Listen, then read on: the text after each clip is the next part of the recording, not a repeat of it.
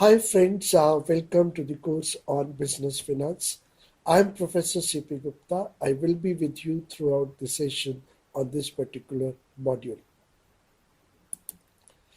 This module will take you to the world of accounting and finance. So friends, let's start our journey to the world of accounting and finance. First, something for us to think and please think about it. Do you believe that Amazon is a successful company? What makes a company successful? Is it making sufficient money? Is it making sufficient money? If these questions are bothering me, then how can we answer these questions? That is to say, if I really want to find out how a company is making profit and money, then what is that we should look at? Let's have a look at the following data about Amazon. We have net sales, we have net income or losses, we have the operating income. If you may not be able to understand these terms right now, but don't worry about it. We will gradually understand as we proceed in the in this particular module. If you look at the net income, you will find the net income has increased from about $74 billion to about $177 billion. That shows how the company is growing over a period of time. However, if you look at the 16-17 data, we have a operating income which is going down from $4,186 million to $4,106 million. Though my sales are going up, but my operating income is going down, why this is happening? That's something which may be wondering us, and we would definitely like to answer these questions. And as we proceed further in this particular module, you will find you will be able to get these questions. But one thing you have to understand that if you really want to find out how a company is making money, you have to look at certain numbers, and these numbers are generated from accounting system. What is that which help us in understanding about a company? What we have to look at in understanding about the company, and you will find it is nothing but accounting system or the accounting information help us in understanding about a company. Look at the business module of IBM. IBM says generating high value at IBM. That means IBM is trying to generate higher and higher value for the stakeholders, for the shareholders, and for the firm as a whole. It says over the past decade, IBM has built a record of leadership by pursuing the most transformational opportunities, inventing the breakthrough technologies to capture them, and building an organization able to deliver superior results over the long term. But for us, the issue is not what is the strategy of the company. The issue is whatever objective the company has put before it, how far that objectives have been achieved. That is something which we have to understand. How do you react when you read this particular information about a particular company, and in this case IBM? It says the business model is dynamic, adapting to continuously changing industry and economic environment, including the company's transformation into cloud and as a service delivery models. So when you see the business model of a company is changing, how do we know whether it is really reflected in the business of the company or not? For that, you have to understand the something which is related to accounting. So again, I put a question before you. Can you really understand something about business model of IBM? Let's have a look at the total revenue of IBM. And you will find that over the last few years, the revenue is declining. There was a time when the revenue of the IBM was $106,916 million, and it has gone down gradually to about 80,000 So this shows that over a period of time, there is a gradual decline in the revenue. Now, how we will understand it, and what kind of a strategy the company is following, and why we have the reduction in the revenue of the company. If you look at the composition of IBM revenue is generating primarily from three services or three segments: the servicing segment, the sales segment, and the financing segment. And you will find over a period of time, the proportion of these services is increasing over a period of time. Finance is by and large is constant, but the proportion of the sales is gradually declining. That means most of the revenue of the company is coming from services. If you look at the profitability of the company, we have net profit margin.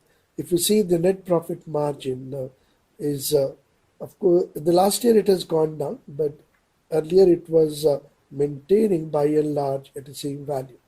But that shows the revenue is drastically falling, but the margins are not that drastically falling except in the year 2017.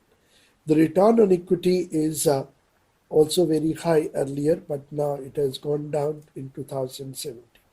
Now, why this is happening and what is the implication of it? As a person who is understanding the financials of a company, like if you start understanding financials of a company, you can also understand what's happening to a company business and what's happening to the profitability and the revenue of the company and the revenue of the company. If you look at IBM share prices, you will find over a period of time, the share prices are gradually declining.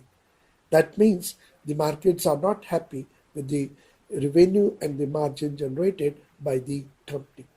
And that is reflected somewhere in the financials of the company.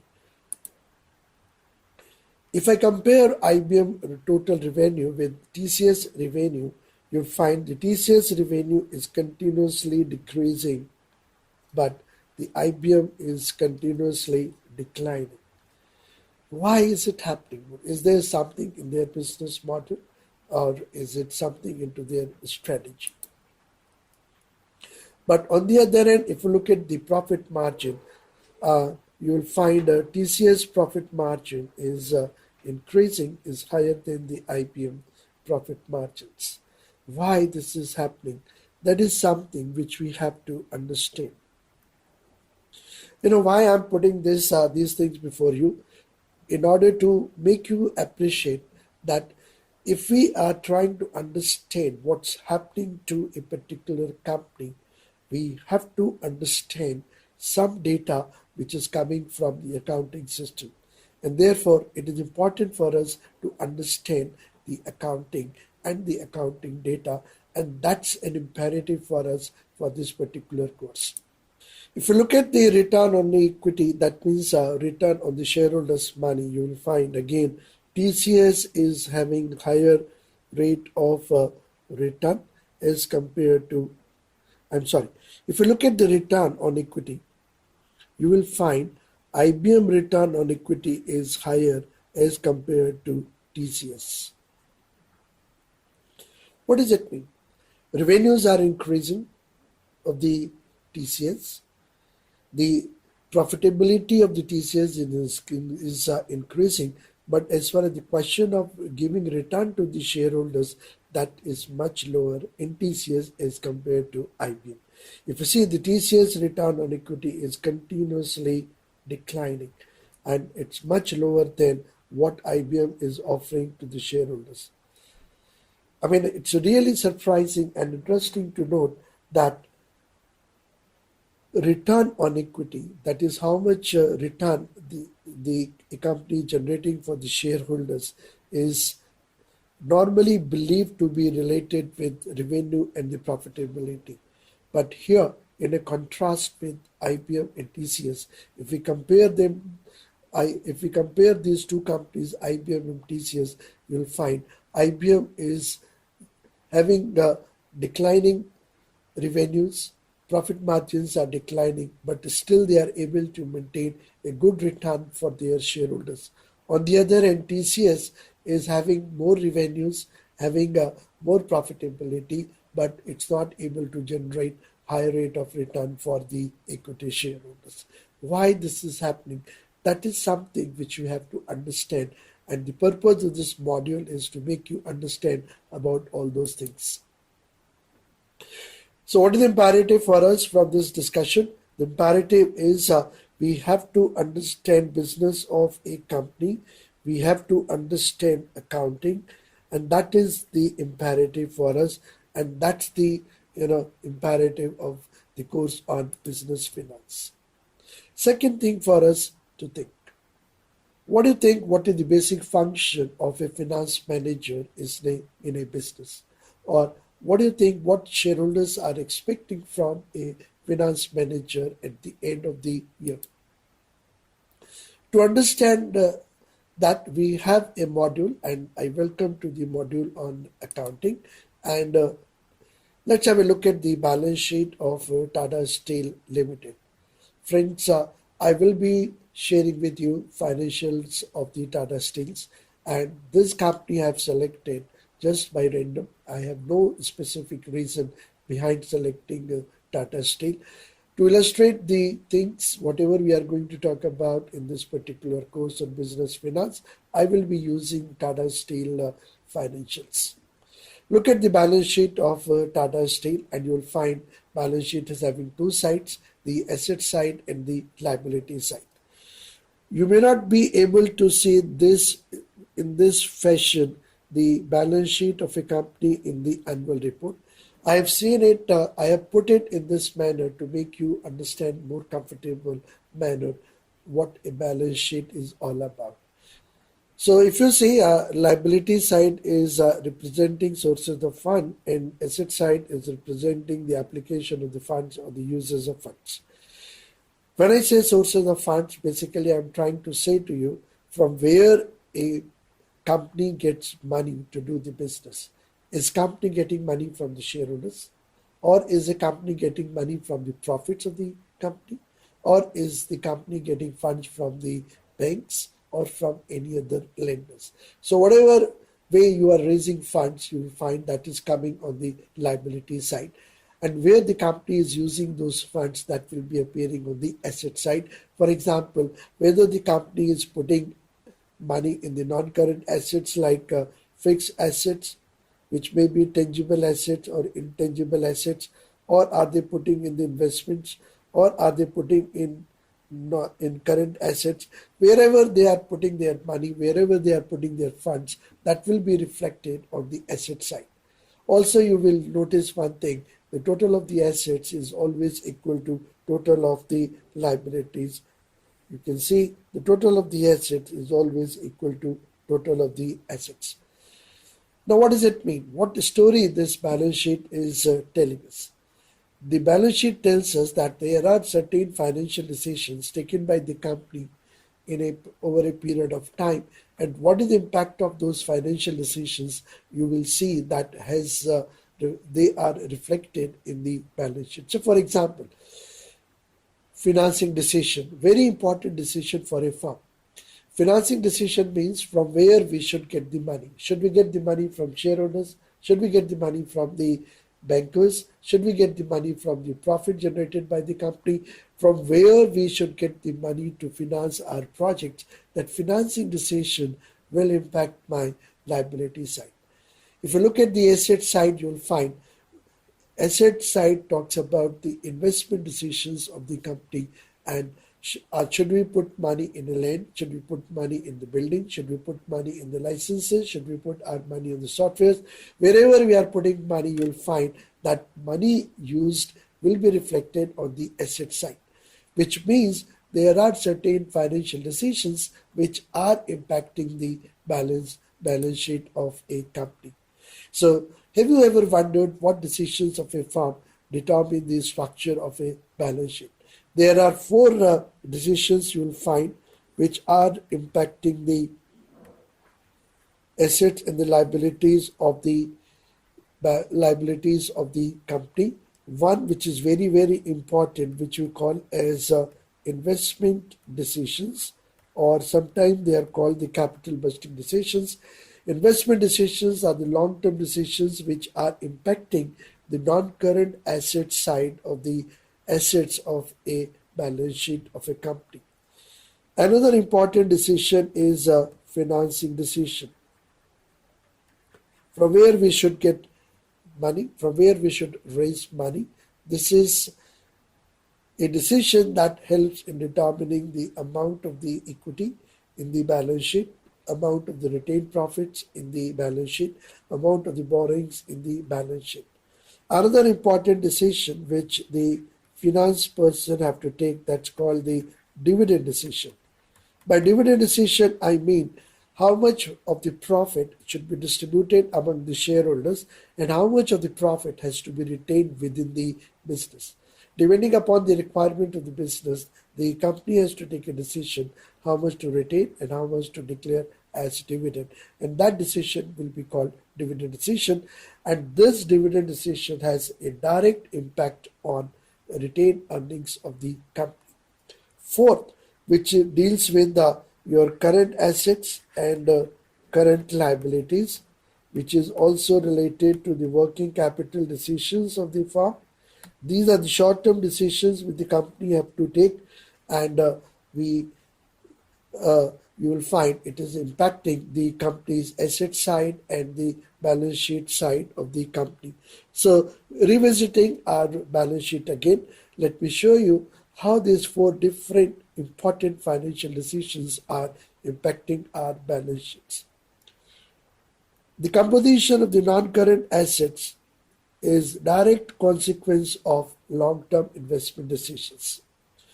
Should you have share capital, reserves and surplus? Should you have some other sources of finance, long-term investments, non-current liabilities, long-term borrowings, etc.?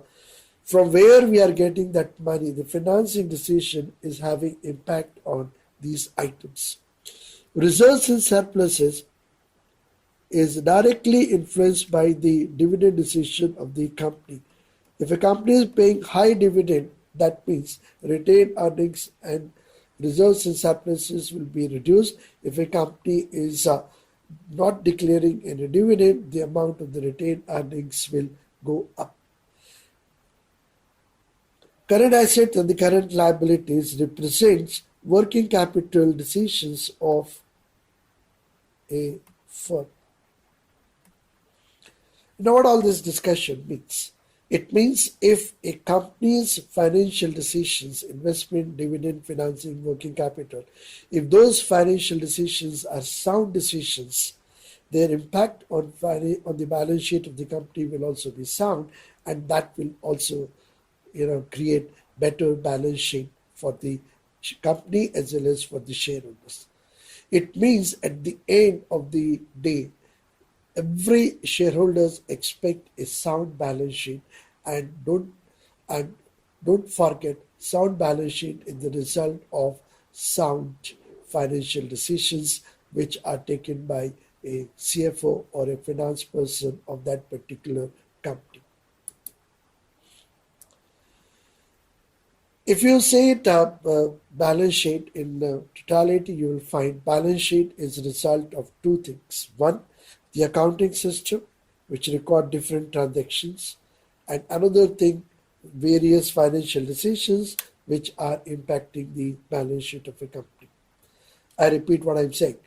Balance sheet of a company is product of two things. One, the accounting system, which records various transactions in the company, and it also shows the assets and the liabilities of the company and the financial position of the company. Second, the structure, the components of the financial decisions are decided by the financial decisions, which are mainly investment decisions, your financing decision, your dividend decisions, and your working capital decisions.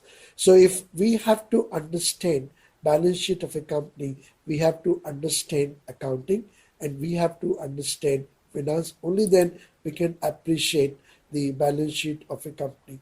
It means the balance sheet is determined by accounting and finance related decisions of a company, which means if I have to understand balance sheet, I have to understand accounting, I have to understand finance. And friends, to begin with, we shall concentrate on accounting, and gradually we will move to understand financing. So coming back to our question, what is basic function of a finance manager in a business firm? So can you recall from our discussion what we were trying to say about the basic function of a business manager? Friends, the basic function of a finance manager is to come out with sound financial decisions so that at the end the company can deliver a sound balance sheet to the shareholders and to different stakeholders. To be brief, I say that the basic function of a finance manager is to deliver at the end of the year a sound balance sheet, which will be the result of the sound financial decisions. So balance sheet means understanding of the balance sheet means two things for a finance manager. One, the accounting, and another is the finance. And I said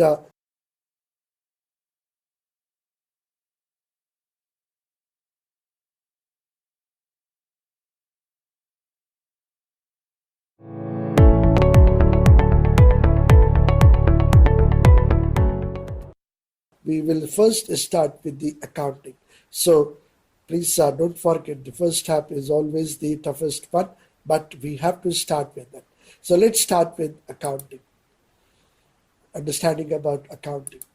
Accounting is understood from three different perspectives. One, accounting is a language of the business. Second, accounting as an information system that produces necessary information for various decision making.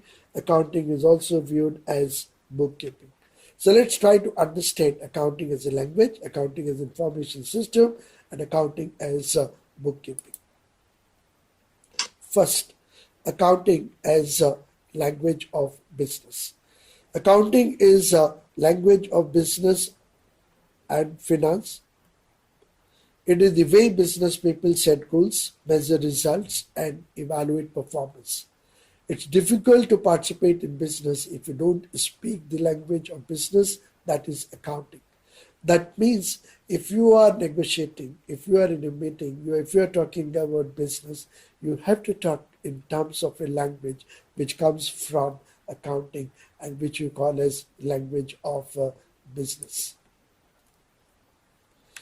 So accounting as a language is understood as a mean through which we can communicate among business people. Accounting as a language helps us in communicating ideas, thoughts, states, etc. about operations and functioning of a business. Accounting as a language is precise language. It tries to communicate precisely the business and the business conditions. It has its own vocabulary and grammar, and French will be devoting some time to understand its vocabulary and grammar. So, therefore, to understanding of accounting would enable you to understand the business better. So, let's devote some time and try to understand certain terms of the language of the business. One is debit and credit. You must have heard these terms, debit and credit, but don't you wonder what debit and credit means in accounting? Debit and credit in accounting means two sides of an account. Every account is having two sides, the debit side and the credit side. And normally the left hand side is called the debit side and the right hand side is called the credit side of an account. Any asset coming to a firm, inflows of cash or an increase in the asset or a decrease in liabilities is recorded on the debit side, while any asset which is going out of the firm, outflows of cash, decrease in the assets or an increase in the liability is shown as the credit item of a particular account. Now let's define what is an asset and what is a liability. Assets are those on which the firm has ownership. There is something on which the firm has ownership. If the company is having ownership on a particular thing, then it will be termed as an asset. Anything on which a firm has a claim, that is also termed as an asset. Anything on which a company has a right. For example, if a company has taken a land or a machinery on leasehold basis, they don't have the ownership of that particular land or the machine, but they have a right to use it. And that right to use is nothing but an asset of a company. If a company is buying license to get the right to start a particular business, that license is a right, and that license will be termed as an asset of a company. On the other hand, the liabilities are those which others have a claim on the firm, or which others have a right against the firm, or that a firm owes to the others. Anything which is owed by the firm to the others is considered as a liability of a firm. That is to say, if somebody has a claim against the firm, then it will be considered as a liability. If somebody has a right against the firm, then it will be considered as a liability, or any amount which a company owes to the others, that is a liability. So in brief, I can say asset is something on which the firm has a right, claim, or the ownership. Liabilities is something which a company owes, which a company has to pay, or others are having claim on the firm, then it will be considered as a liability of the firm. Next in our discussion is owner's equity and outsider's equity. To appreciate the difference between these two, we have to understand the difference between owner and an outsider. A person is said to be an outsider if he has no right to vote in the meetings of the company. An outsider is have no right to participate in the profit, and on the other hand, an owner is having a right to participate in the meetings of the companies, has a right to vote, has also a right to participate in the profit. Owners get dividend, which is a distribution of profit, while the outsiders gets the interest of the principal repayment. Having understood this difference, now you can appreciate better what is an owner's equity and what is an outsider's equity. Owner's equity is nothing but the amount contributed by owners into the firm or a company. And outsider's equity is nothing but the amount contributed by an outsider into a firm. So owner's equity is the owner's funds with a firm, and it is also called a shareholders fund, or sometimes it is called equity. On the other hand, outsiders' equity is the amount contributed by those who are not the owners of the firm. This is what on which people other than owners have a claim. Sometimes it is called outsiders' liability. Now let's move to another term which is important for us to understand if we want to understand accounting, and that is forms of business organization. Every firm, every organization has to have a formal structure to run a business. And that formal structure is known as forms of business organization. It may be sole proprietorship, it may be a joint stock company, it may be a partnership. That is to say, a firm can organize its business by using any of the following business forms of organization: sole proprietorship, partnership, and joint stock company. By sole proprietorship, I mean that form of business organization which is started by a particular person. There is only one person, he is the owner of the business, he is the manager of the business, and he looks after everything of that particular business. As a sole proprietor, the liability of that person is unlimited liability. That is to say, if there is a loss, and the capital of the firm is not sufficient to meet that particular loss, in that case, his personal property can also be attached. In that sense, we say the sole proprietor liability is unlimited liability. In case of a partnership, we find that there are two or more people who are joining together and forms a business organization which is called partnership. Partnership is an agreement between partners, and according to that agreement, they run the business. In partnership, you will find the liability of the partners is also unlimited. That is to say, if there are losses which are not covered sufficiently by the capital introduced by the partners, then their personal property will be attached, and from that the liability of the firm can be met. In case of a joint stock company, which is popularly known as a company, which is something which is registered under the Companies Act, and company is having, you know, the limited liability, and that's why you will find every company names ends with limited word. That means the liability of the shareholders is limited. That is to say, their liability is restricted to the amount of the capital they are supposed to contribute it. And once they have contributed their total commitment regarding the capital, then their personal property cannot be attached for it. So let me repeat, sole proprietorship, one person, he does everything, his liability is unlimited. In a partnership, we have a number of persons coming together, forms a group, and that there makes an agreement, and according to that particular agreement, they run the business, and the liability of the partners is unlimited. In case of a joint stock company or simply a company which is registered under the Companies Act, is again an association of the people who are forming a particular company. The liability of each shareholder of the company is limited to the extent of the amount they contribute towards the capital. So I hope you understand we have different ways of organizing our business, and they can be organized either in the form of the sole proprietorship, partnership, or joint stock company.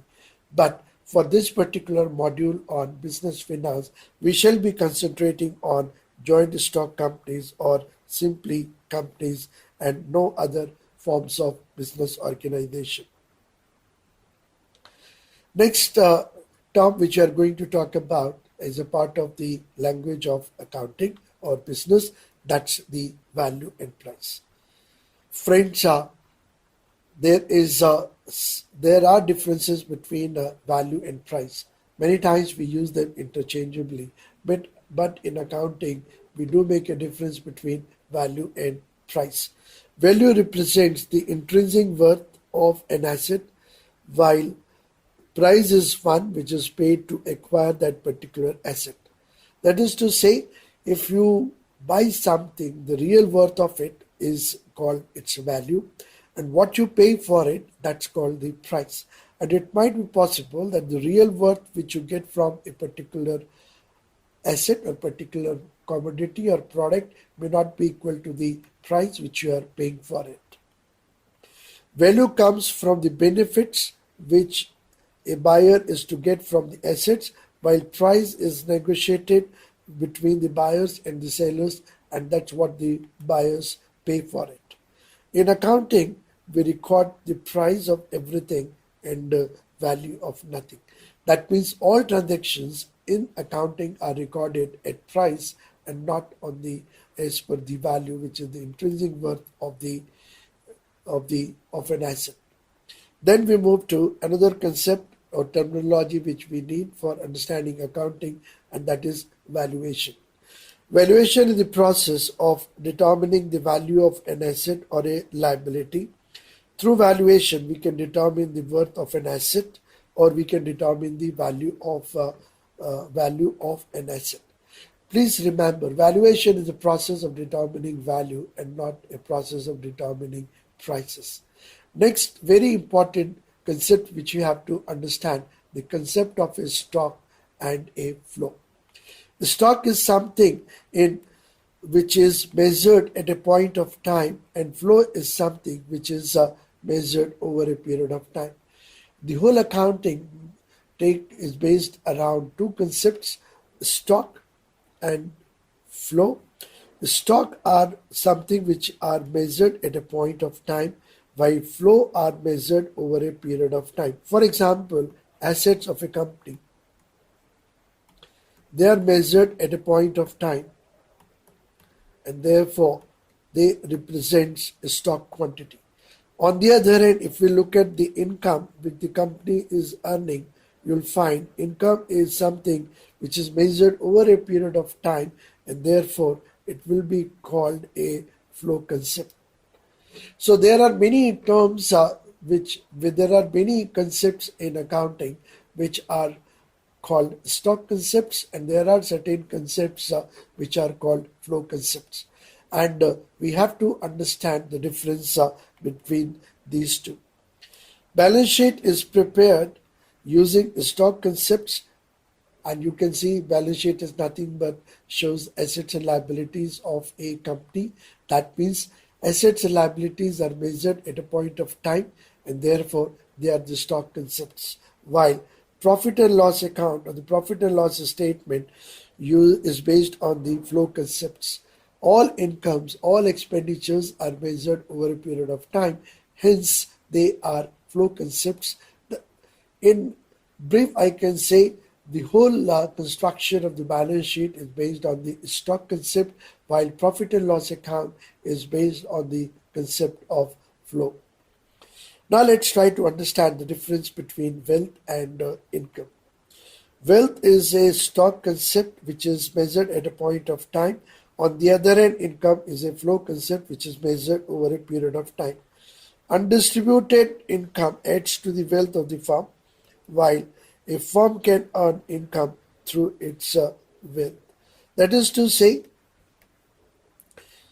income is measured over a period of time, and any undistributed income adds to the wealth of a particular company. On the other hand, wealth is something which is measured at a point of time. So, income, flow, stock concept, uh, wealth is a stock concept that you have to appreciate. Any addition into wealth coming from income contributes towards wealth. That is to say, income adds to my wealth. And wealth, whatever we have, that can help us in generating further income. Another concept which you have to understand, it's very, very important, the capital expenditure and revenue expenditure.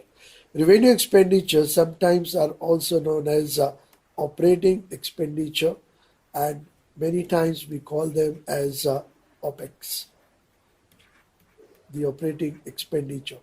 On the other hand, capital expenditures are popularly known as CapEx or capital expenditure. And this distinction we have to understand and we have to appreciate, because the accounting treatment of these two kinds of expenditure is altogether different.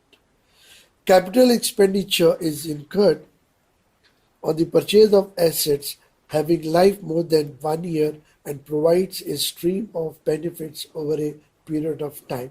And normally, this kind of expenditures are shown in the balance sheet under the heading of non-current assets. While revenue expenditure are of recurring nature and incurred to meet day-to-day requirement, benefits from them are normally not beyond 1 year. They are of a smaller value as compared to the capital expenditure.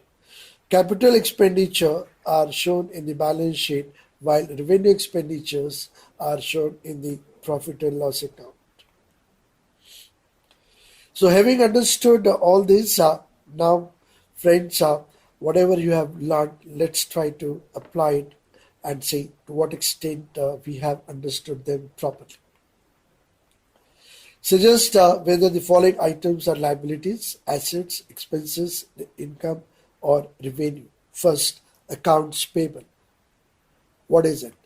And you'll find accounts payable are nothing but liabilities, because this is something which a firm has to pay. And cash and bank balance, you may immediately identify it is an asset and shown on the balance sheet asset side. This is something which a company owns. Crude oil inventory. Inventory is also an asset of the firm. Equipment, again, an asset of the firm. Salaried paid, it's an expense. Income tax payable, that means the firm has to pay tax. And when I say the firm has to pay tax, that means it becomes its liability. Investments are the assets of the company. Long-term debts are liabilities of the company. Marketable securities are the securities in which the firm has invested, and this can be realized and can be sold at any time in the market because they are marketable. Since the company has invested in these securities, it's an asset of the company. Notes and loans payable, that's a liability because the firm has to pay. Notes receivable is something which the firm has to receive or on which the company has a right to receive, and therefore they are called assets. Operating expenses are expenses. Prepaid expenses are assets because they have been paid in advance, and they are not the expenses of this particular period. They are the expenses of the next period. That means I'm going to get the advantage of it, not this period, but the next period. Sales are revenues of the company, and selling expenses are expenses of the company. So I hope you are able to answer them correctly. And if you are able to answer them correctly, that means so far what we are talking about, you have understood them.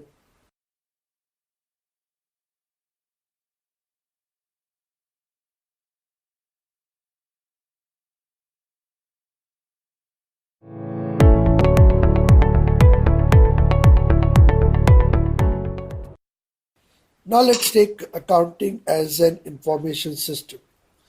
When I talk about accounting as an information system, it takes inputs in the form of financial transactions.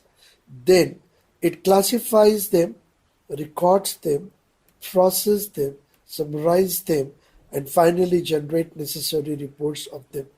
Since it takes the inputs, take the data about transactions, classify them, process them, make the reports.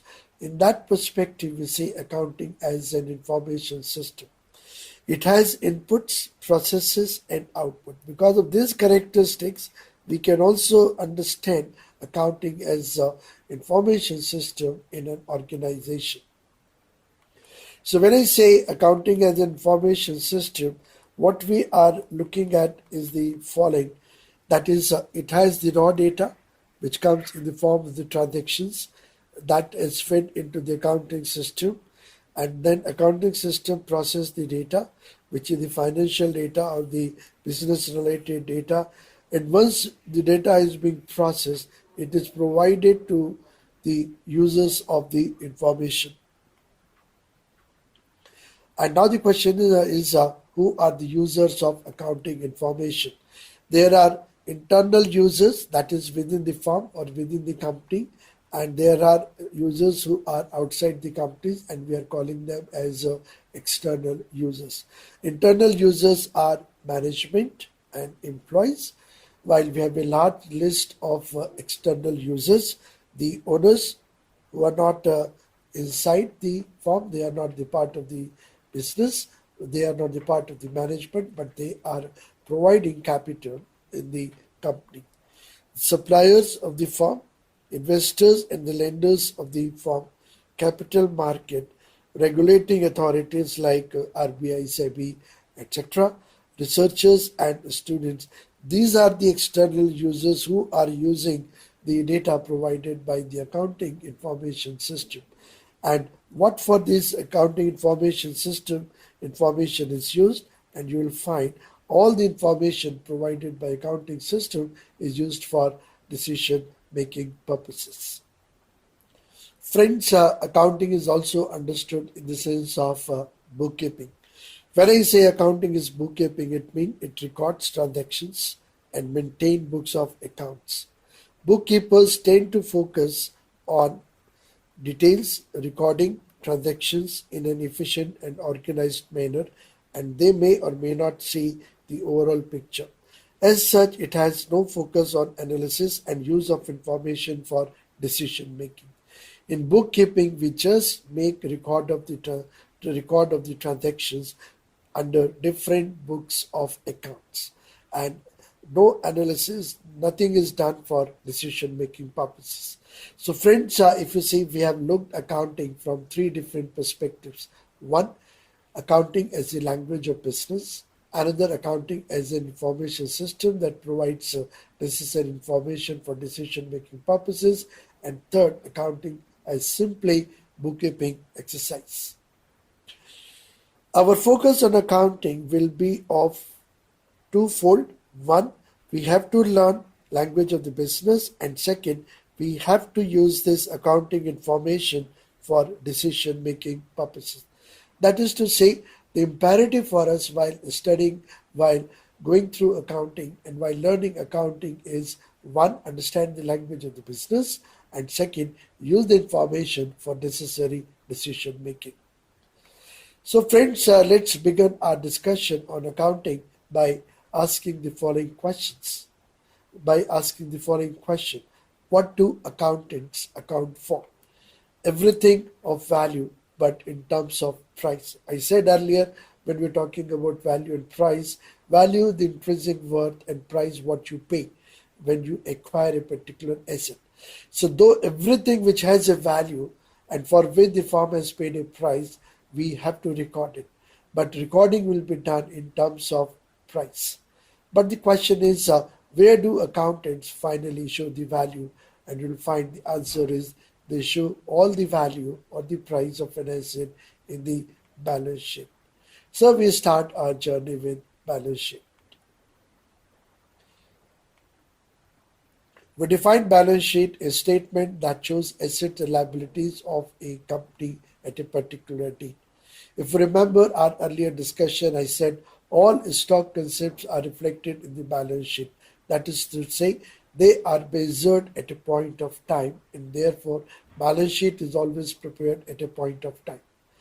Again, recall when I say asset, this means something which a company owns. This is something which on which the company has a right. This is something on which the company has a claim. On the other hand, liability is something which a company owes to the other, or which on which the others have a claim, or the the others are having a right against the firm, and all these are called the liabilities. Balance sheet is also understood as a statement that shows balances of various accounts to be carried to the next accounting period. That is to say, whatever balances we are seeing in the balance sheet, they will become the opening balances for the for next year. That means all these balances will be carried forward, and they will become the beginning or opening balances for the next year. And that's why we said that these are the balances which are to be carried to the next year.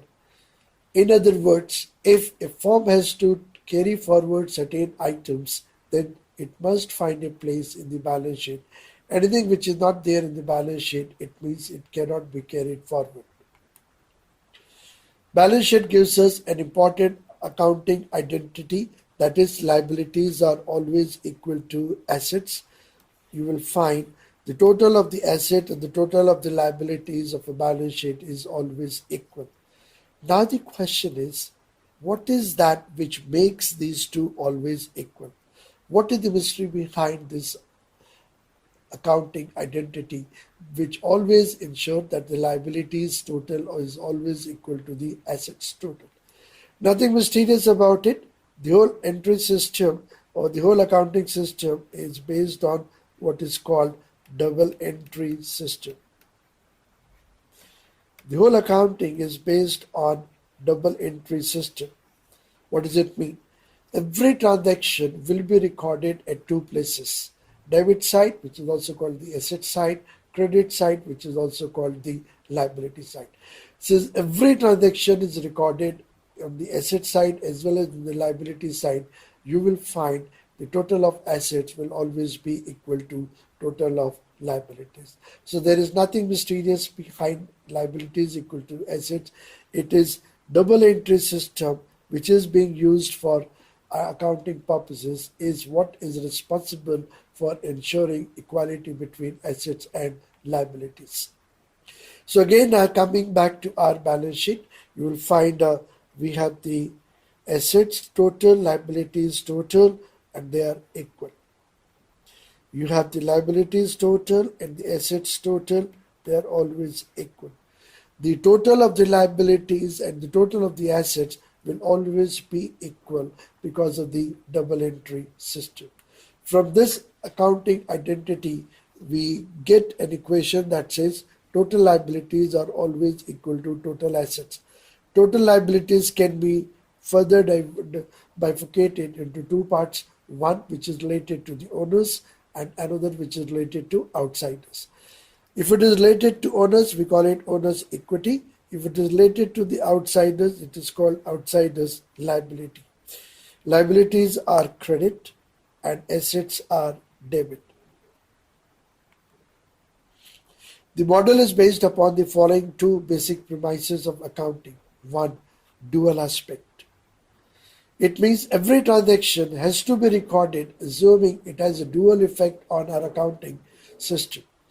It affects the debit side of one account and the credit side of another account. It is due to the accounting system which is known as double entry system. Please remember friends, every transaction is having a dual effect. It has effect on one side, debit side of an account. It has the effect on the other account on the credit side. That is to say, every transaction has an effect on the debit and the credit, and this is because of the fact I told you earlier. It is due to double entry system on which the whole accounting structure is built. Another important thing which you have to remember while recording transactions in the books of a firm, that is, the business and the owners are two separate entities. That is to say, we assume when we are making our accounting records, the owners are different and the company is different. We never record transactions from owner's perspective. We always record transactions from the company's perspective. What does it mean and what is the implication of it? The implication of it is that all transactions will be viewed from the company's perspective. So, for example, if a shareholder is giving or investing money in a company, if we make record of transactions from the owner's perspective, there has to be no re-entry because the owners is having its own capital. But if we look at from company's perspective, we assume that the owners are separate, companies are separate, and therefore any amount contributed by the owners to the company will be considered as a capital. And company is under obligation to repay this amount at the time when the company is going to be closed down. That means it is the liability of the company to pay back the amount to the owners, and therefore we show the owners amount contributed as a capital, as a liability. Please remember, companies are different, persons are different, transactions are always recorded for company and never for income. Whatever income is generated, that's the income for the company and not for the owner. So please keep this thing in mind. Business and the shareholders or the owners, they are two separate entities. All transactions are recorded from business point of view and not from owner's point of view, and this concept is called separate entity principle or separate entity concept. Now let's look at the fundamental principles of recording transactions. Recall every balance sheet or every accounting system is having two sides, the liability side, which is also called the credit side, and the asset side, which is called the debit side. Any increase in liabilities means we have to put transaction on the credit side. Any decrease in the liability we have to put on the debit side. Any increase in the asset will be considered as debit. Any decrease in asset will be considered as credit.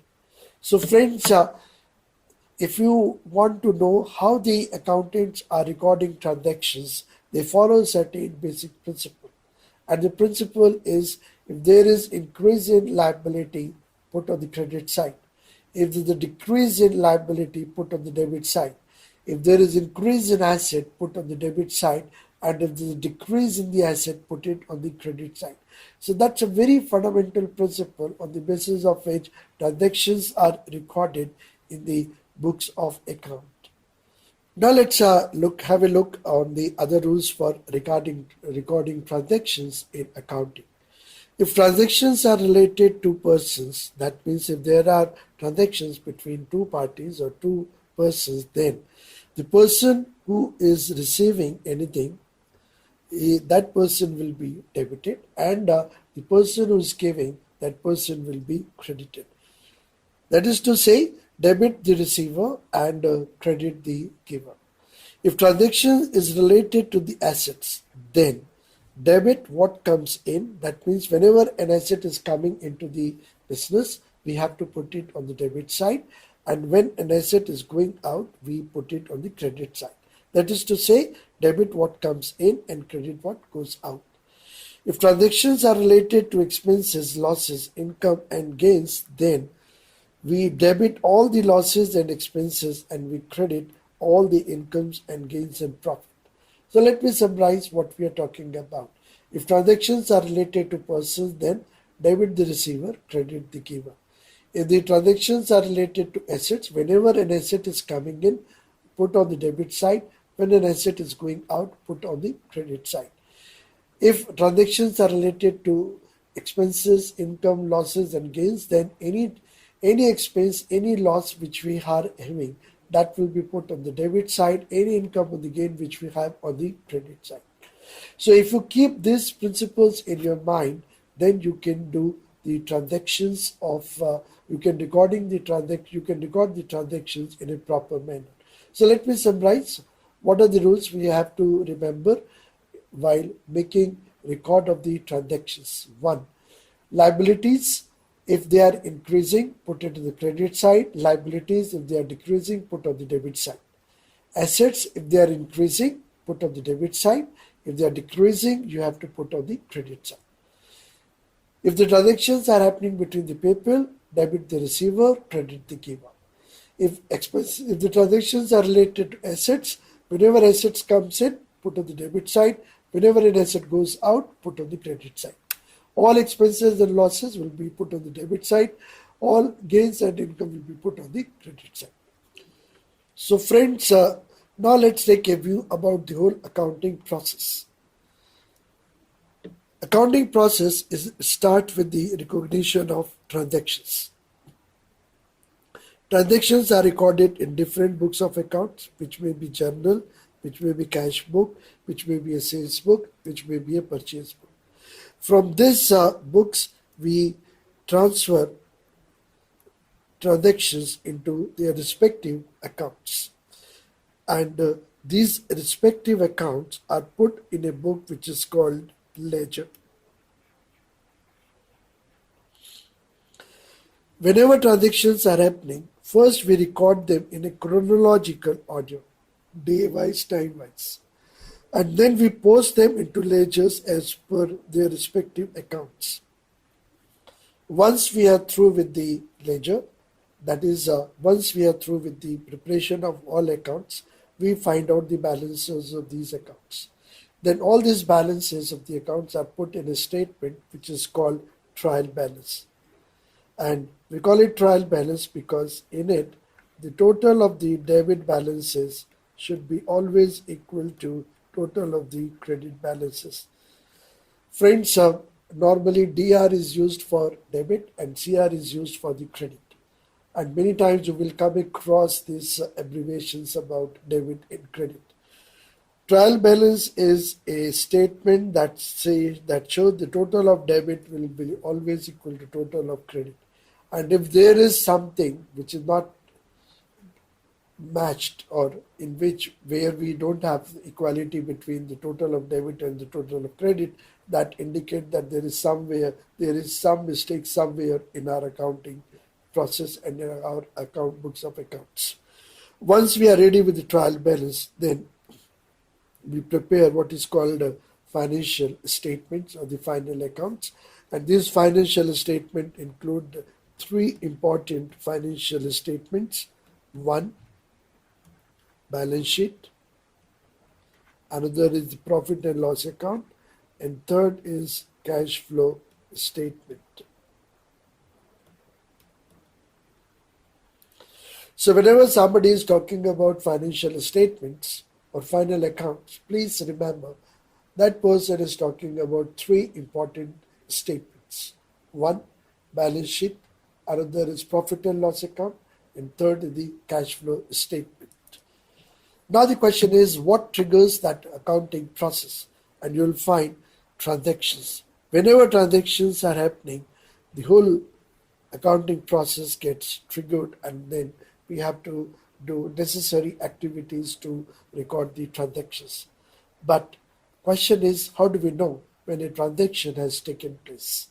Because unless and until we know when a transaction has taken place, we cannot make a record of it. There are various sources and documents indicating and supporting the transactions. Sales invoices. By looking at the sales invoices, you can know whether a transaction has taken place or not. You can see the purchase invoices, cash receipts and the bills, bank deposit slips and bank statements, passbook, etc., payroll records, vouchers, debit credit notes and authorization slips, utility bills, insurance premium notices, contract notes, rental lease, rental receipts.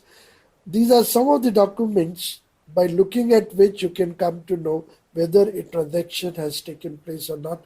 And once you come to know that a transaction has taken place, then you start recording the transactions. So first, transactions are recorded, and whenever we talk about recording of a transaction, first we must know what is the transaction, analyze the transaction in the sense that what are the accounts involved in it and what sides of an account will be affected by it, debit or credit, and then you decide what is to be debited and what is to be credited, and finally you pass the entry. So for example, let's take a transaction. A firm has purchased a machinery worth rupees 10,000. There are two aspects which are involved in it. One is the machinery, and since we are buying the machinery, we have to pay 10,000 of cash. So there are two things which are involved in it, the machinery and the cash. Friends, whenever you analyze any particular transaction, please identify two aspects or two dimensions or two items or two accounts where the transaction is going to have an impact. In our example, when the company has purchased machinery worth rupees 10,000, there are two accounts which are involved in it. One, that of machinery, and second, that of the cash. And once you have identified these two, then you have to apply debit credit rule to decide what is to be debited and what is to be credited. So asset machinery increases and my asset cash decreases. Recall, any increase in asset is debited. That means machinery is going to be debited. Any decrease in any decrease in asset, if you have, that will be credited. Since cash is decreasing, which is an asset, therefore we should put it on the credit side. That means debit machinery, credit cash, and while making an entry, we will make machinery debit and cash credit. That's how we, take steps in recording a particular transaction. Friends, having understood all this, now let's practice and see how do we record different transactions.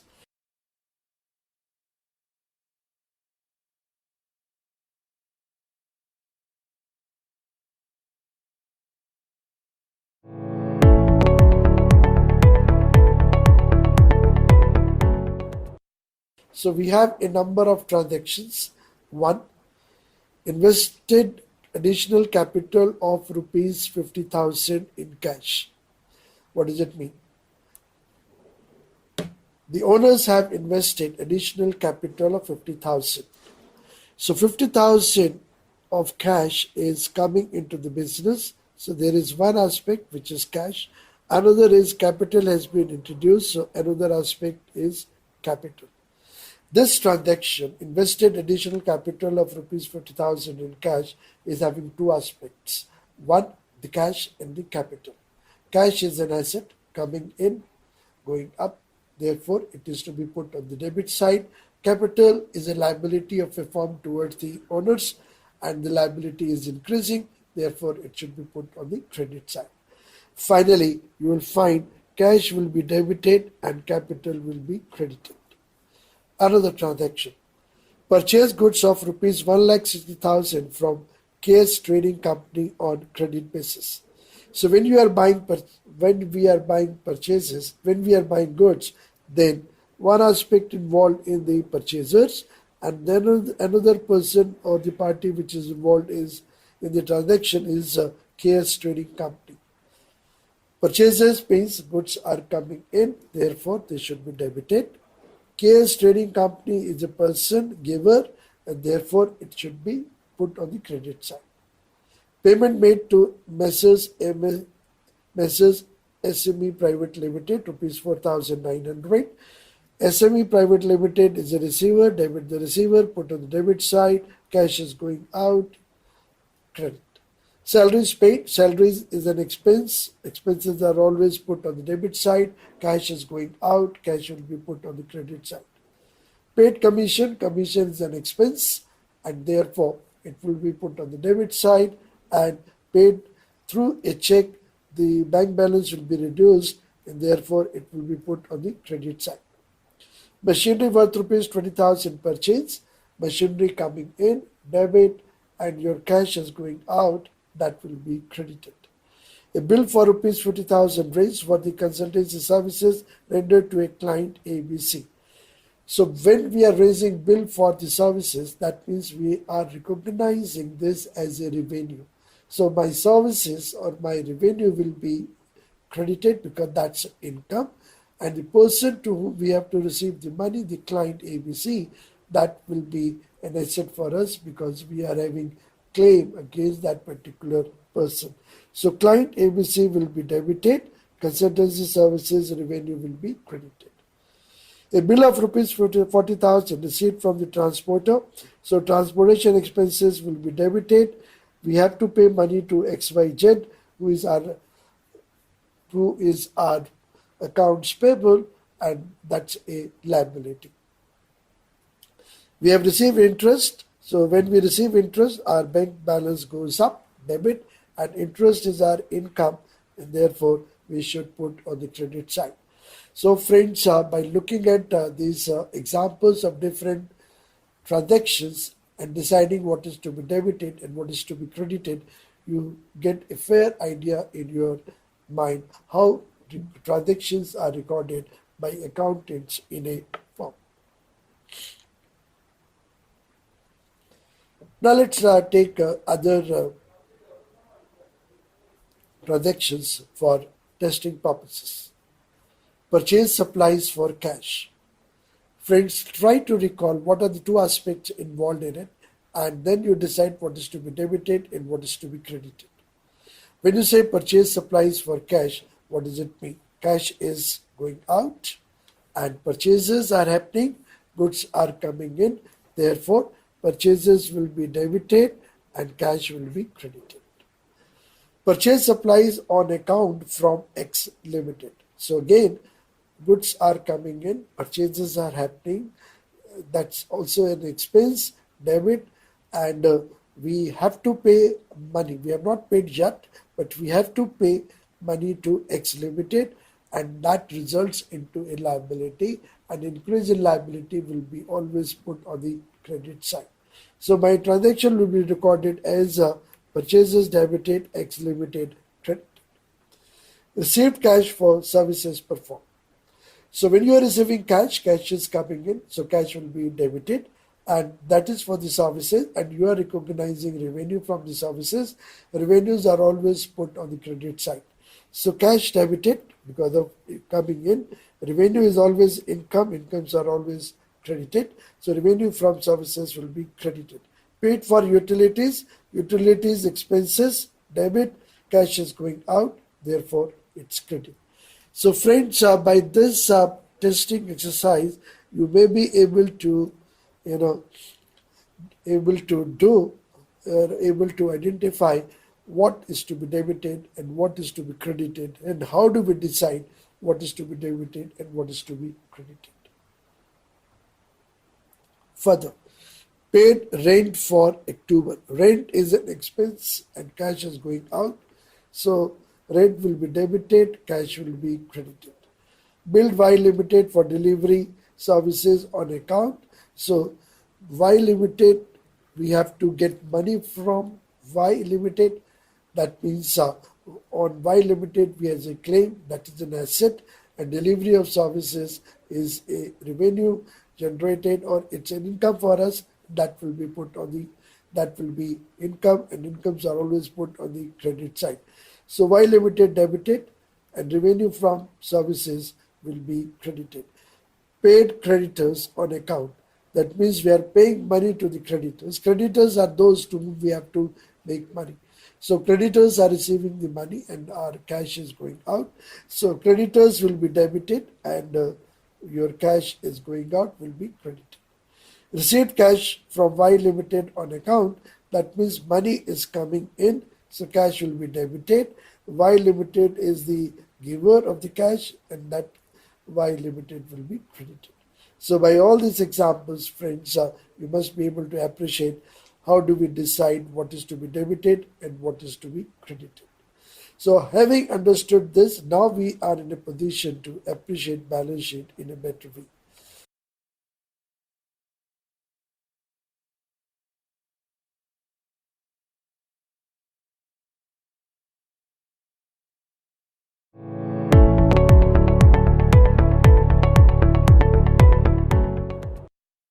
Balance sheet is on a particular date, shows assets and liabilities of a company. Liabilities are sources of funds, assets are uses of funds or application of funds. Liabilities represent what a company owes to the people or to the shareholders and to the others, and assets are what is something a company owns.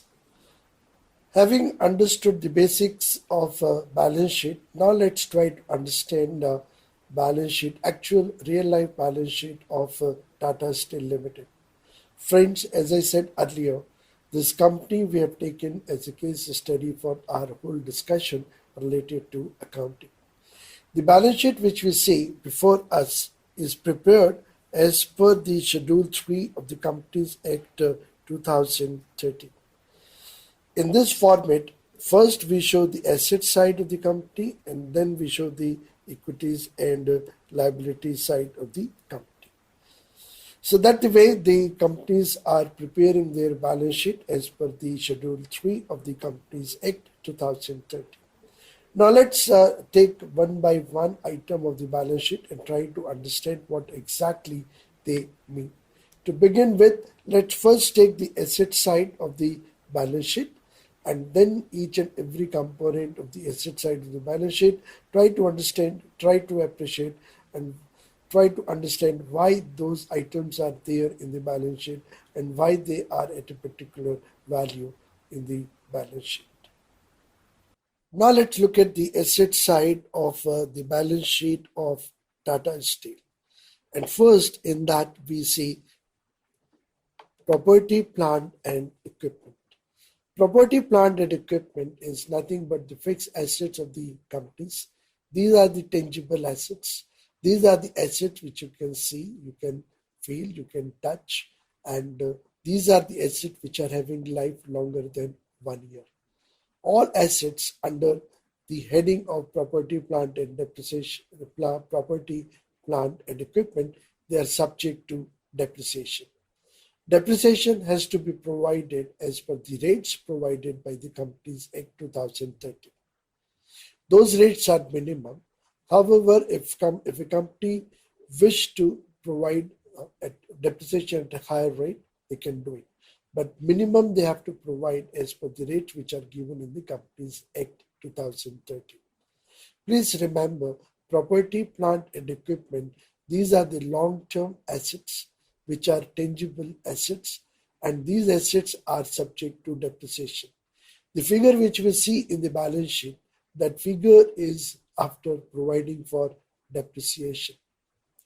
Next item in our balance sheet asset side is capital work in progress. Capital work in progress includes all those assets which are under construction. They are not yet completed. And when I say they are not yet completed, that is to say they are not yet completed on the balance sheet date. Maybe in some future date or at a later date, these assets will be converted. This asset will be completed. And when these assets will be completed, then they will be transferred to property, plant and equipment. The date on which the assets are completed and available for operation, that date is called date of commissioning. And that date is very, very important because after that, a company is allowed to provide depreciation.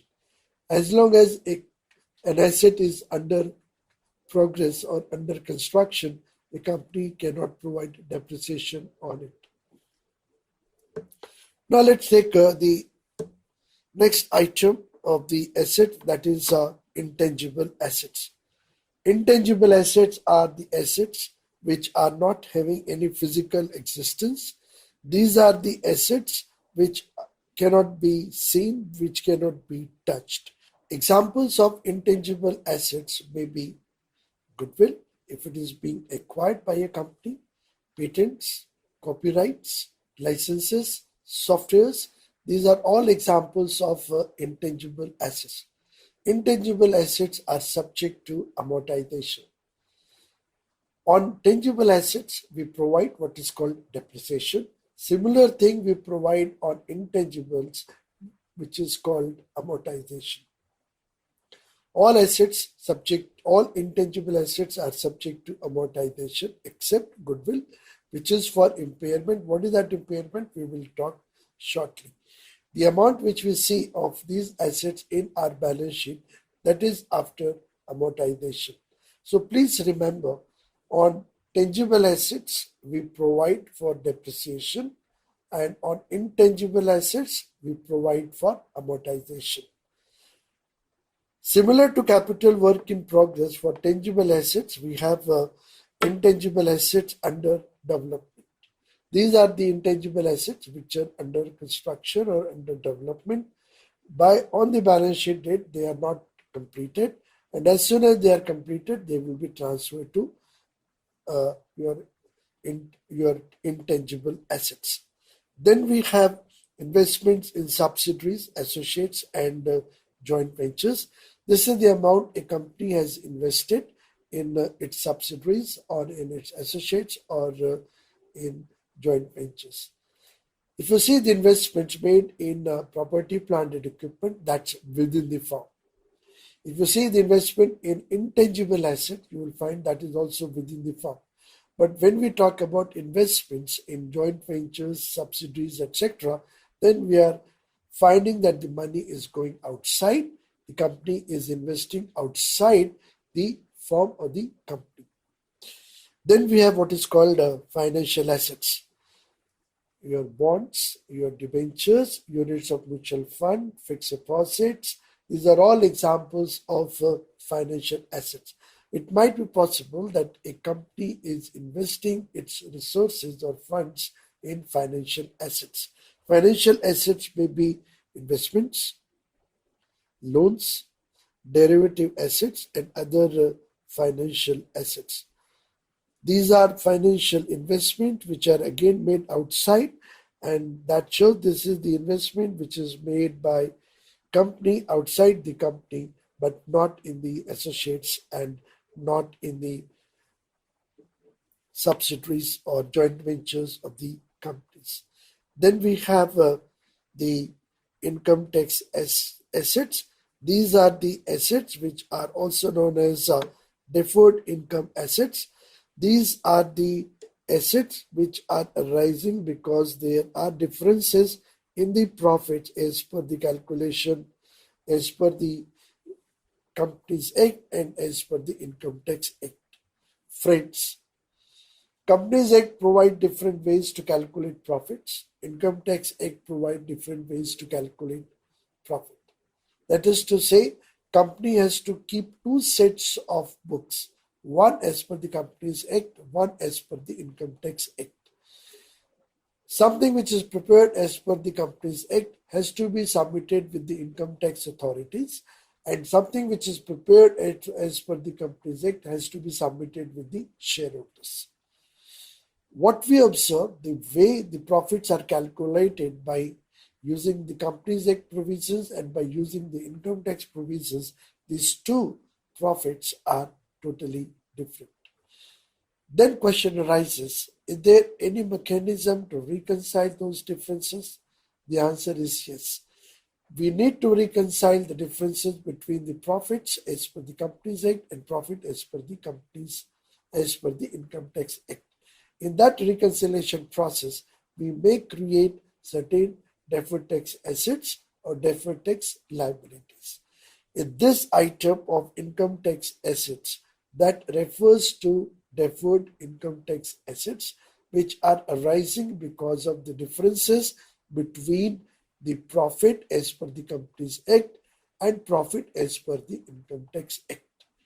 And that differences is creating some kind of deferred tax mechanism which may be on the asset side, which may be on the liability side. Please note that this deferred tax asset doesn't mean the company is going to get so much money from the government of India for tax purposes. And if it is a liability, it doesn't mean that so much amount has to be paid by the company or so much amount is due by the company to be paid to the income tax authorities. Then we have other assets, which are other long-term assets. So the total non-current assets of the companies are about 90,000 crores in 2017 and 18. And out of it, majority of the assets you will see are in the property, plant and equipment.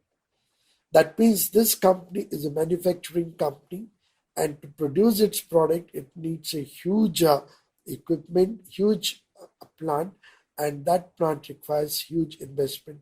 And therefore, out of total non-current assets, almost 70% is in the form of the property, plant, and equipment.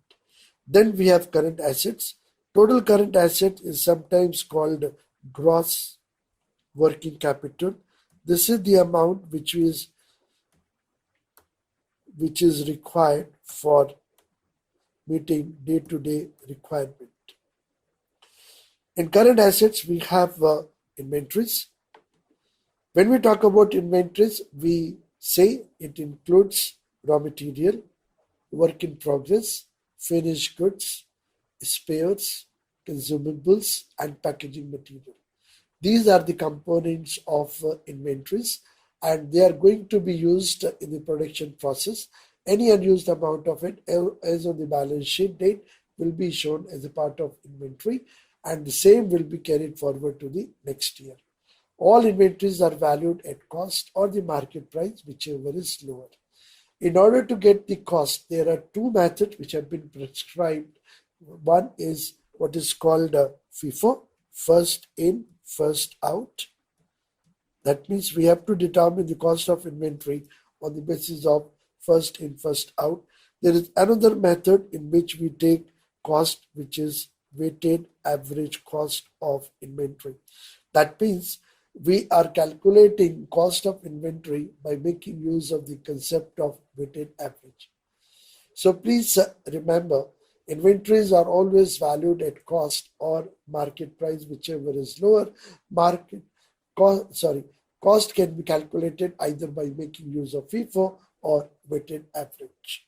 Then we have what is called financial assets, and these financial assets are current financial assets, which may include investments.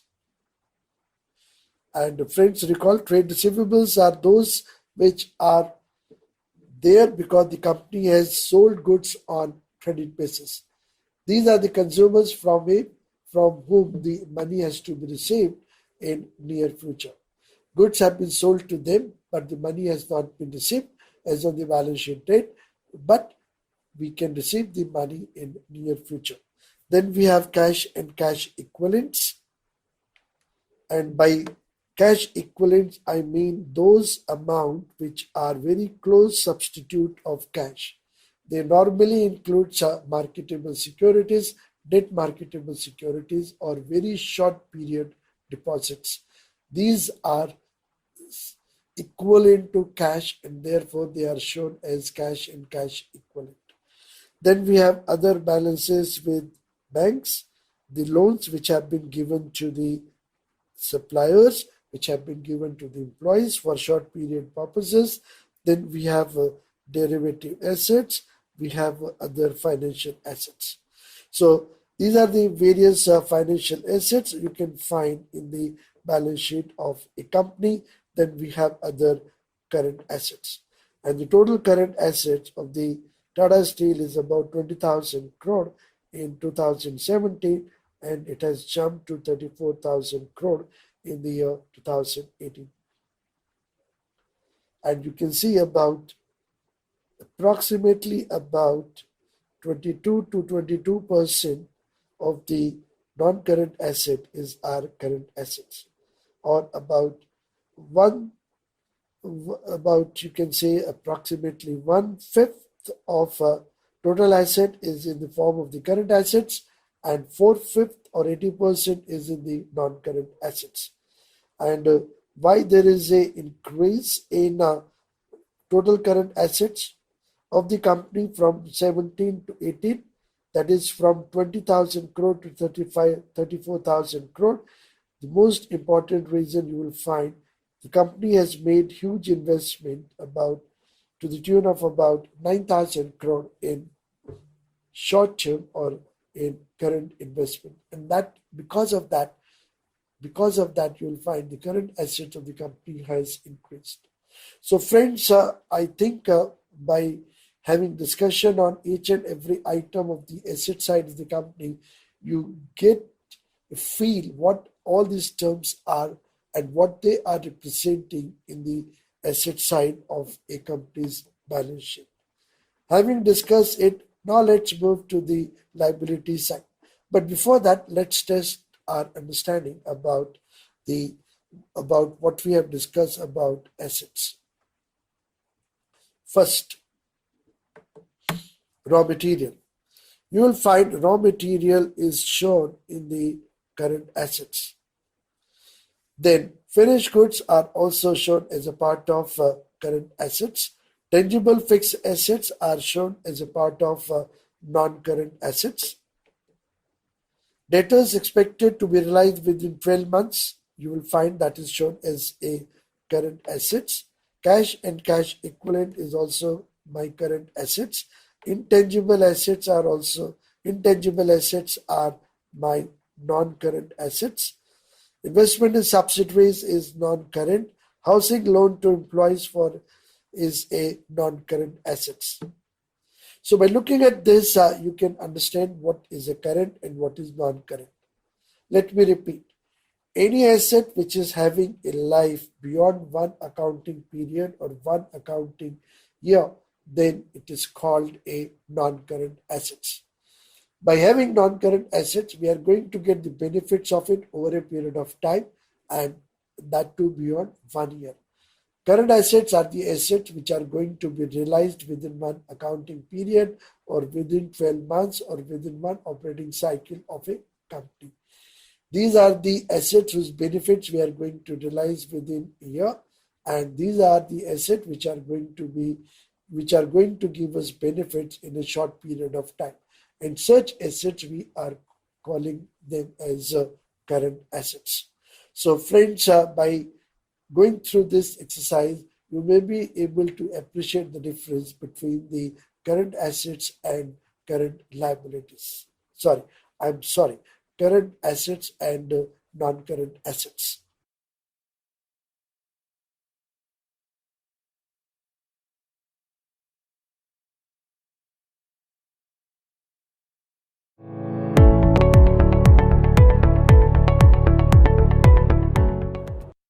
Having discussed about assets, now let's go to the liability side of the company's balance sheet. First, we take equity side, that is the shareholders' money. We have equity share capital. In 2017, the equity share capital was 971.41 crores. That has gone up in 2018 and it becomes 1146.12 crores. When I say equity share capital of so much amount, what does it mean? In balance sheet, equity share capital is always shown on the face value. Market price goes up, market price goes down, has no impact on the company's share capital. Once the shares are issued, they are always shown in the company's balance sheet at face value. If a company has issued its 10 rupees share at 100 rupees, charging 90 rupees premium, 10 rupees share has been issued at 100 rupees, charging a premium of 90 rupees, then can you imagine how do we record it in our balance sheet?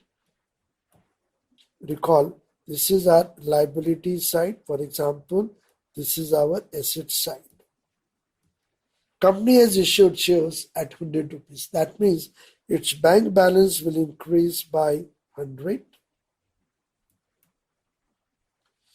Since share capital is always shown at face value, so share capital will be shown at 10 rupees. The remaining amount, which is called the premium amount, will be shown as a part of reserves and surplus in the name of what is called a security premium. Security premium of 90 rupees. And that's how we get the total of liabilities 100, total of assets 100.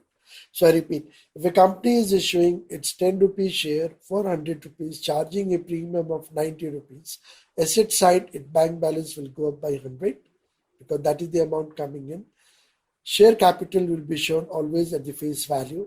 Whatever security premium has been charged, that will be put under the heading of security premium, 90 rupees, and that will be again shown as a part of your reserves and surplus or other equity. And that's how we record this particular transaction. But share capital is always shown at the face value. This share capital has nothing to do with the market value. Market value goes up, market value goes down, has no impact on the share capital. Suppose promoters of the company have decided to disinvest 10% from the company.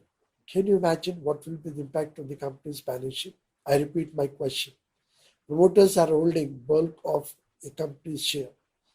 They want to disinvest from the companies and they decided to disinvest 10% of their holding from the company. In that case, what do you think what will be the impact of the company's balance sheet?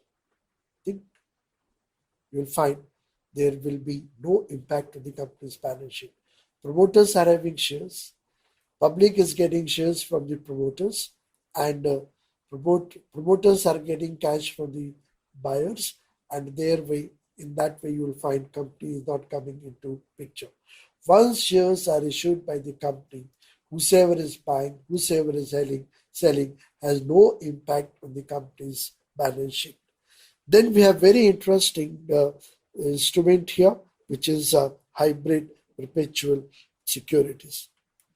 Now the question is, what is hybrid perpetual securities? And in fact, why we call it hybrid?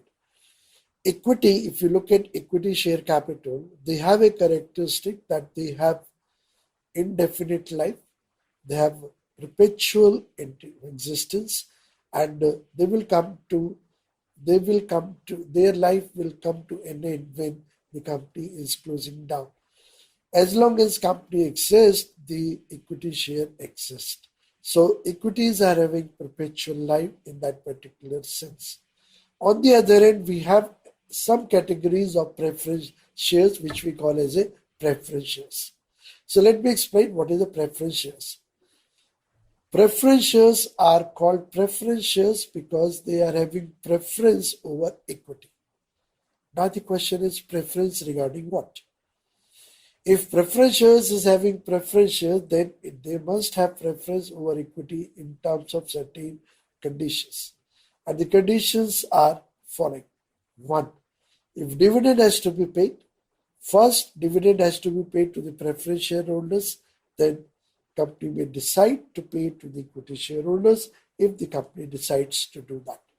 If a company decides not to pay anything to the equity shareholders, they can do that. But if company has to pay dividend to the preference shareholders, company is under obligation to pay to the dividend shareholders. Second, if company goes into liquidation and the amount is to be distributed, the first right to get back money is the preference shares right, and then whatever is left, that will be distributed among equity shareholders. It means preference shareholders are having two preferential right over equity. One, with regard to dividend, first dividend has to be paid to the preference shares, then to the equity shareholders. Second, if company goes into liquidation, then company's preference shares have to be paid first, and then the equity shares have to be paid. Another important difference, which is as per the Companies Act, is all preference shares should be redeemable. That means all preference shares are having fixed life, and that is 20 years, and no company can issue shares beyond 20, no company can issue preference shares beyond 20 years. Or in case of infrastructure, this limit is 30 years. But if a company issued a perpetual preference shares, which were allowed in earlier Companies Act, then what you find, it's a preference shares, it will also have a feature of perpetual life of the equity. Since it combines characteristics, the features of two securities, it is called a hybrid security. And therefore, we have this classification of hybrid perpetual securities, having some features of equity and having some features of those securities which are not equity. Then we have other equity. Other equity earlier used to be called reserves and surplus. Reserves and surplus. Friends, other equity is nothing but retained earnings. That is, after paying dividend, whatever is left, that is retained within the company, and that retained earning is a part of the other equity. In 2018, we see the retained earnings are approximately 60,000 crore. What does it mean?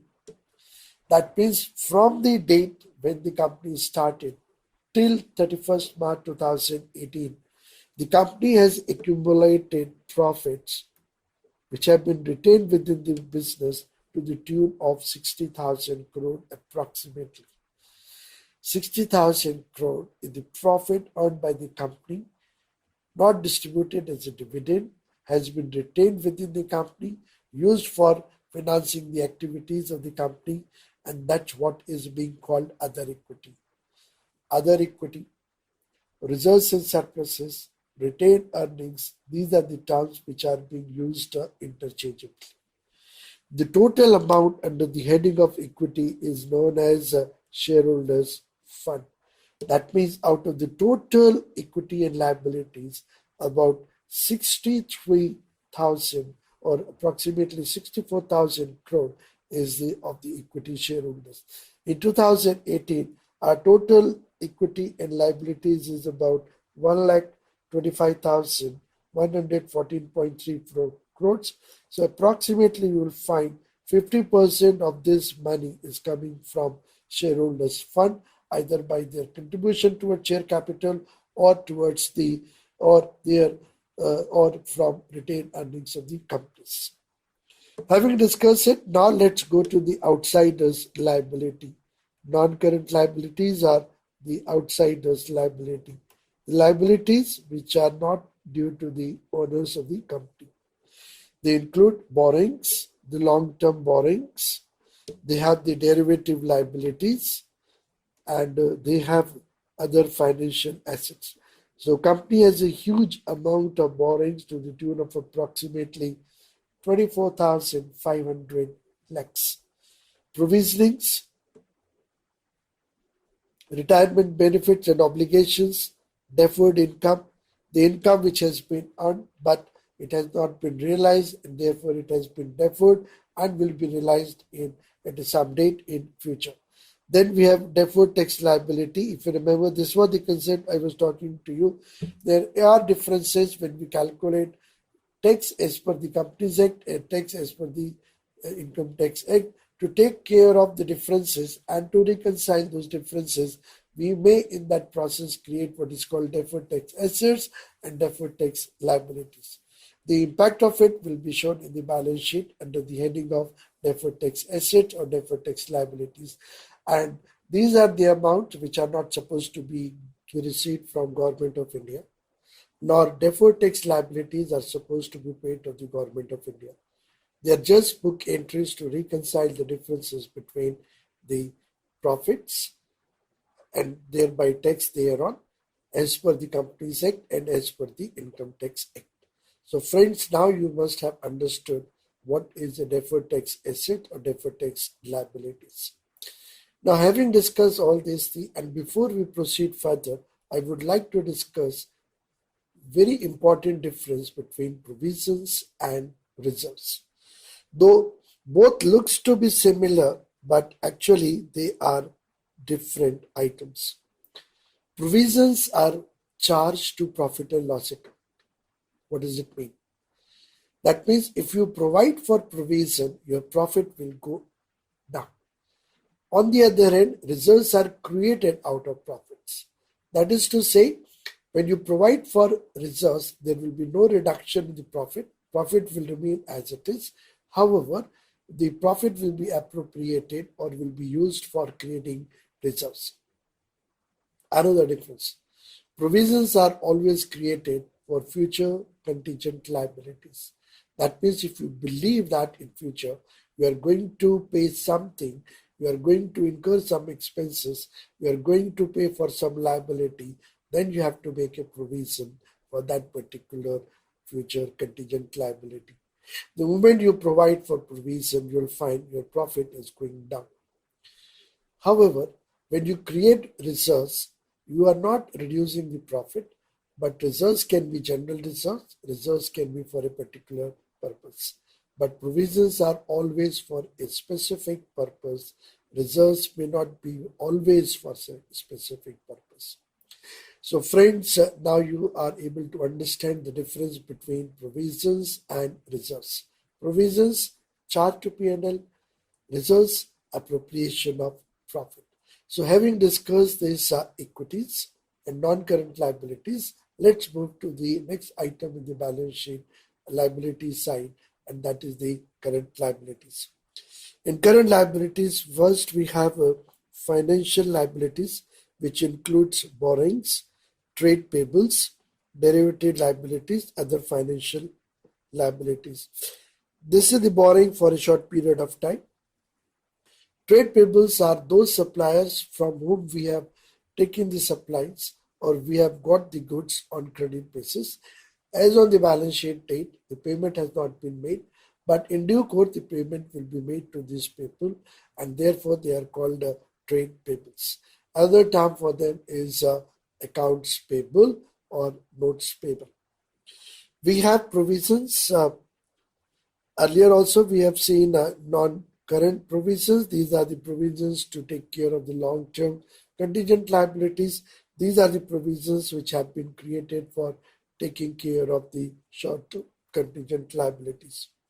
Then we have retirement benefit obligations for the short term, income tax liabilities the company has to pay in the short run, and the other liabilities. And about 23,000 crore in 2017 were my current liabilities, and about 50,600 crores, 50,600 crore is the current liability amount for the year 2018. So if you look at this equity and liability side, you will find it has two broad components, equity and the liabilities. Equity is something that belongs to the owners, liability is something which belongs to the outsiders. Liabilities have been divided further into two groups. the non-current liabilities which have to be paid beyond 1 year, and the current liabilities which have to be settled or which have to be paid within 1 year. So I hope you get an idea about what is equity, what is non-current liabilities, and what is current liabilities.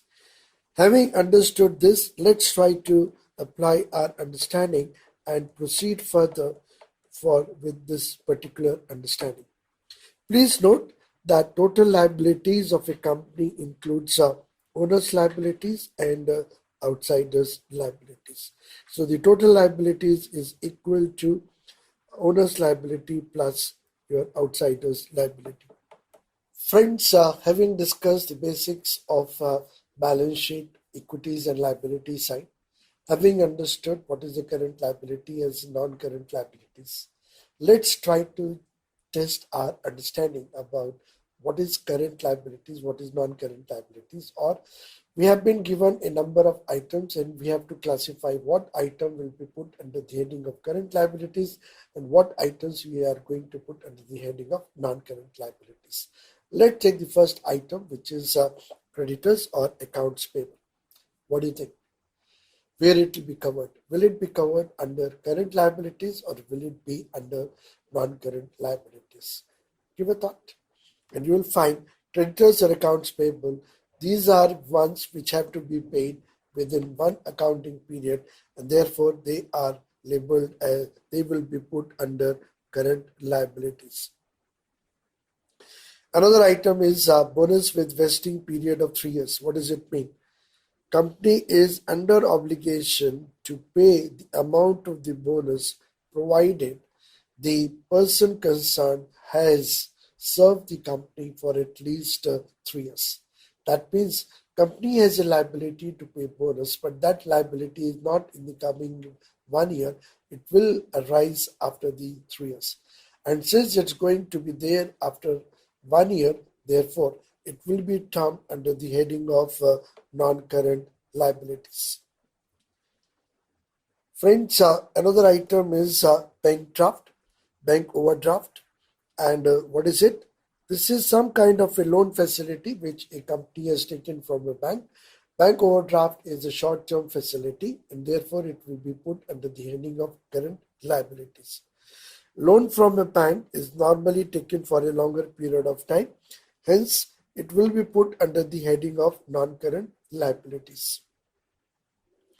Salaries payable, that means on the balance sheet date, we have not paid the salaries, but in the due course, we'll be paying salaries. So salaries are going to be repaid within one accounting period, and therefore salaries payable will be put under the heading of current liabilities.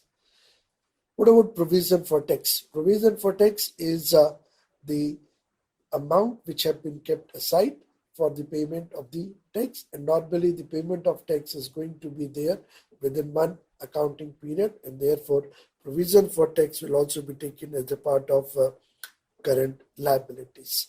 So this this kind of a test helps you in understanding what is to be put in current and what is to be put in non-current liabilities. Now let's take our testing of our understanding further. What you will provide on the following: depreciation or amortization or impairment. Now before I proceed further, let me explain what is impairment and how it is different from depreciation or amortization.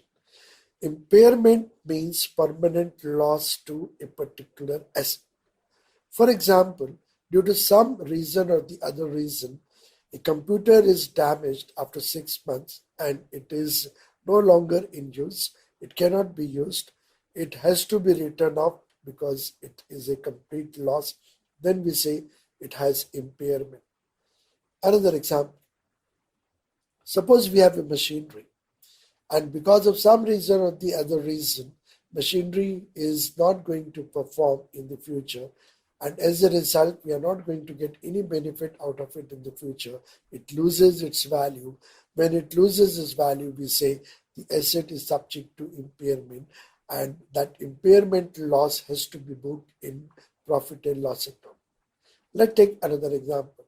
Suppose a company has purchased a software that is working on a particular operating system. The company has changed the operating system. Another consequence that software is no longer of any use to the company. Then that software will be subject to impairment and we have to book loss on impairment. Let me repeat. Depreciation is allocation of cost of an asset over its useful life.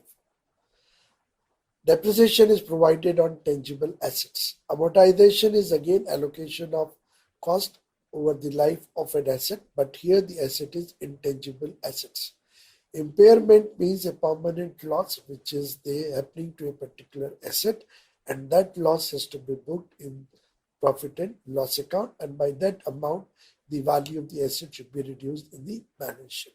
So having understood the concept of depreciation, amortization and impairment, let's take this particular exercise. But before we proceed further, let me tell you one very interesting feature about depreciation. All assets are subject to depreciation, but there is one exception to it, and that is freehold land. If you are holding a land in your own name and it's a freehold land, then that freehold land is not subject to any kind of depreciation. And therefore, that is an exception of depreciation. Otherwise, all assets are subject to depreciation. Having these concepts in mind about depreciation, amortization, and impairment, let's test our understanding about the following. First, leasehold land. Leasehold land will be subject to depreciation because the lease rent which we have paid, that will be depreciated over a period of time. Please remember, it is the freehold land which is not subject to depreciation, but leasehold land is subject to depreciation. Right of way for laying down optical fiber, you'll find it's an example of right of way. It is an intangible asset, therefore we have to apply amortization on it. License for mining coal, that is an intangible asset, and therefore we should provide amortization on it. Software amortizations, oil wells, physical asset, tangible asset, we may think of providing depreciation. Computer with a book value of rupees 15,000 while its realizable value is only 5,000. That means there is a permanent loss of 10,000, and this permanent loss is nothing but impairment. Furnitures and fixtures you'll find subject to depreciation. Investments in shares of the subsidiaries and company. Investments are neither for depreciation nor subject to amortization or not subject to impairment. Machinery, depreciation. Goodwill which is having no realizable value will be subject to impairment. Patent intangible assets, that is amortization. Freehold land, on it we are not supposed to provide any depreciation nor any amortization or nor any kind of impairment.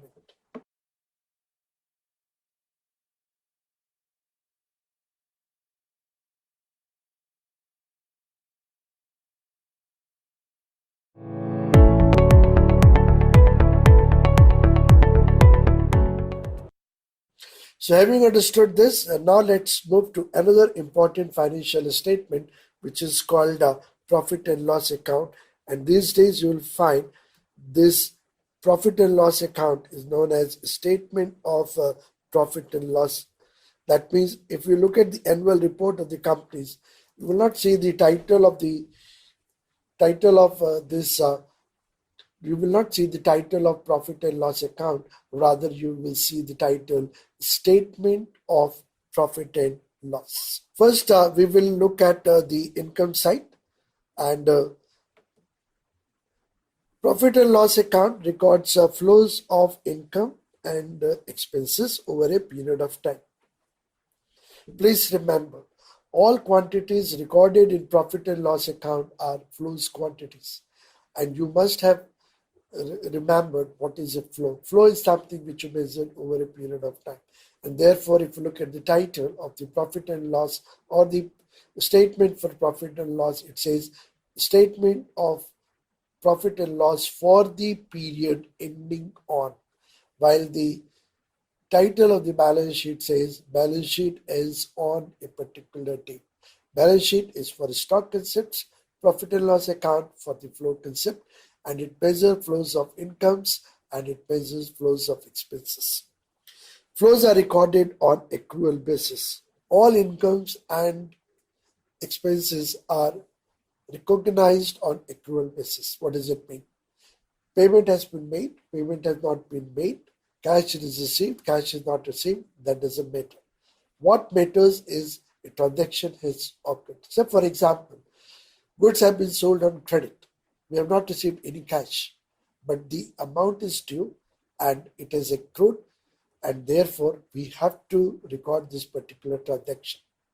On the other hand, if we are buying any raw material on credit, in that case, no cash has been paid, amount has been accrued, and therefore we have to record this particular transaction.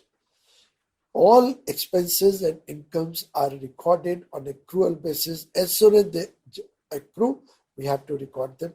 Whether the cash is paid, cash is not paid, payment is made, payment is not made, that is totally immaterial as far as the recognition of incomes and expenses are concerned in profit and loss account. The net balance of profit and loss account is called a profit after tax, or simply we call it PAT. Looking at the income side, we have revenue from operations, we have other income, and total revenue of Tata Steel in 2016 was about 43,000 crore, gone up to 53,000 crore approximately, and it has gone approximately to 61,000 crore in the year 2018. This income side of the company normally called the top line of the company. So when somebody is talking about top line, that means is talking about the income side of the company or revenue side of the company. Now let's look at the expenses side. Companies incur expenses on the raw material, purchase of the finished and semi-finished products, changes in inventory is also taken as an expense, employee benefits, finance cost includes your interest cost and other financial related cost, depreciation and amortization, other expenses. So total expenses are to the tune of about 39,000, 47,000, 51,000. And that gives us what is called operating profit before exceptional items. In exceptional items, we have profit or loss on sale of non-current investments, impairment of non-current assets, provision for demands and claims, employee separation compensation, restructuring, and other provisions. What is exceptional items? Just give me a few minutes. I will come back and explain what is an exceptional item. And the total amount of the exceptional items have been adjusted, and we get what is called profit before tax. And then we provide for taxes, and we get what is called profit before the year, which is also known as profit after tax or PAT. That means for the year, the company has earned a profit of about 955 crores in the year 2016. See a great jump in the profit in the year 2017, and it has again increased to 4,169.955 in the year 2018. Then we have a concept of other comprehensive income, which are arising not in the ordinary course of the business, but which are arising because of certain valuation techniques the company is using or certain other reasons. And at the end, we get what is called earning per share. And how do we get earning per share? Profit after tax divided by number of equity shares issued by the company. This gives you earning per share. And you will see the earning per share has increased in a big way from 16 to 17 and 17 to 18. So you have seen the expenses side and you have seen the income side, and you have also seen how do we get the profit for the year or profit after tax, and you have also seen how do we define earning per share, which is profit after tax divided by number of equity. When we prepare profit and loss account, we have to keep in mind a very important concept which we call as matching principle. Matching principle requires that expenses incurred by an organization must be charged to the income statement in the accounting period in which the revenue to which those expenses relate is earned. What does it mean?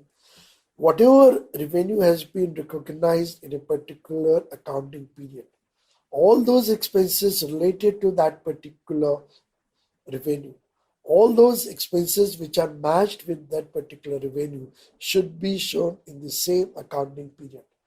Any expense which is not matched with the revenue of that particular period will be taken for next year. So for example, we have paid insurance in advance for the next year. That insurance amount has nothing to do with the revenue of this particular period, and therefore it should not be shown as an expense of this particular year. It has to be shown as an expense of the year in which we will identify the revenue associated with it. Matching principle says take the revenue and whatever you are incurring to earn that particular revenue, those expenses should be matched with it. The matching principle requires that revenue and any related expenses be recognized together in the same period. Thus, if there is a cause and effect relationship between revenue and the expenses, record them at the same time. If there is no such relationship, then charge cost to expense at once. So I hope you appreciate what is the importance of matching principle while preparing profit and loss account. Another item I said I was talking about exceptional items. What is it? Profit and loss account was talking about certain items which are called exceptional items. Exceptional items are items which management in the management judgment are material items which derive from events or transactions that fall within the group of ordinary activities. Please remember, all exceptional items are belonging to those activities which are in the group of ordinary activities which are in the ordinary course of the business. But why they are called exceptional? What makes them exceptional? Though they are related to the ordinary activities, but what is that which makes them exceptional? The thing that makes them exceptional is their size and their incidence. These two characteristics makes them exceptional. If their size is very large and they are not very frequent, they are not recurring, they occur once in a while, then they can be called as exceptional items. Exceptional items arise from ordinary activities. They are not expected to be recurring, they occur once in a while, and the nature and the amount of such item is relevant to the user of financial statement. All these features are there in the exceptional items, and these exceptional items have to be reported in profit and loss account. So friends, I hope you understand what I mean by exceptional items, and when a company is showing exceptional items in profit and loss account, what exactly those items represent.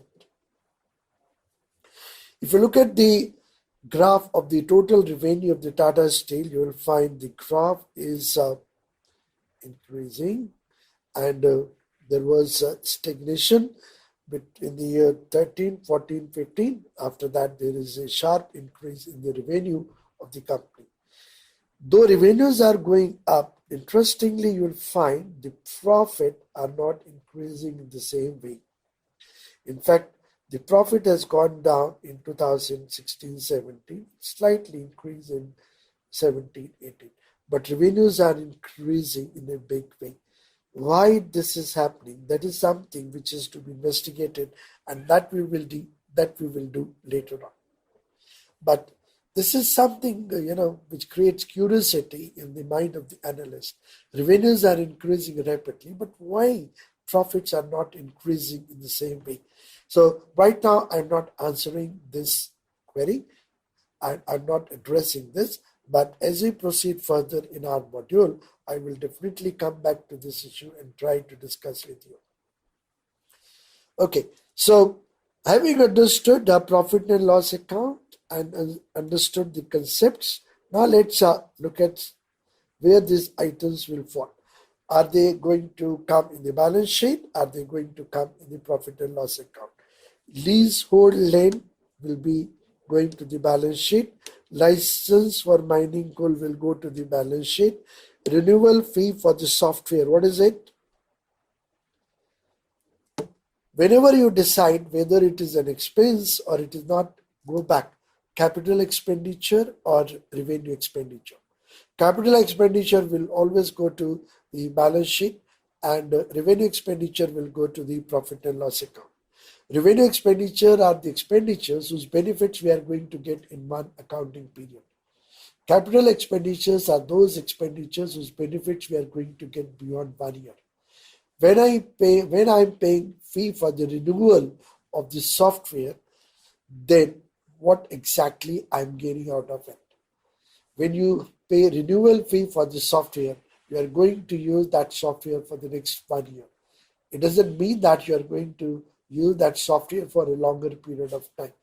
And since I'm not going to use it beyond 1 year, then it is my revenue expenditure, and therefore it should be shown in my profit and loss account. Depreciation on plant and machinery will go to my profit and loss account. Expenditure on printing of posters and training will go to my P&L, profit and loss. Furnitures and fixtures will go to balance sheet. Fixed deposit in a bank will go to balance sheet. Bonus to the employees will go to P&L. Accounts receivables is an asset that will go to the balance sheet. Interest received from bonds of a company is an income that will go to profit and loss account. And advances to the vendors is nothing but as an asset, and therefore it will go to the balance sheet of a company.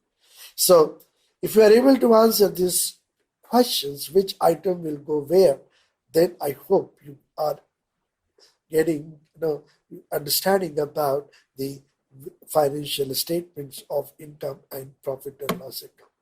So balance sheet, profit and loss account, depreciation in profit and loss account, expenditure on printing will go to the profit and loss account, furniture fixtures in the balance sheet, fixed deposit in the balance sheet, bonus to employees will go to profit and loss account, account receivable in the balance sheet, interest received in profit and loss account, and advances to the vendors will go to the balance sheet. So friends, I hope you are able to understand it, what items go to the balance sheet and what items are going to the profit and loss account. Okay, so having discussed all this, now let's proceed further in our journey to understand accounting.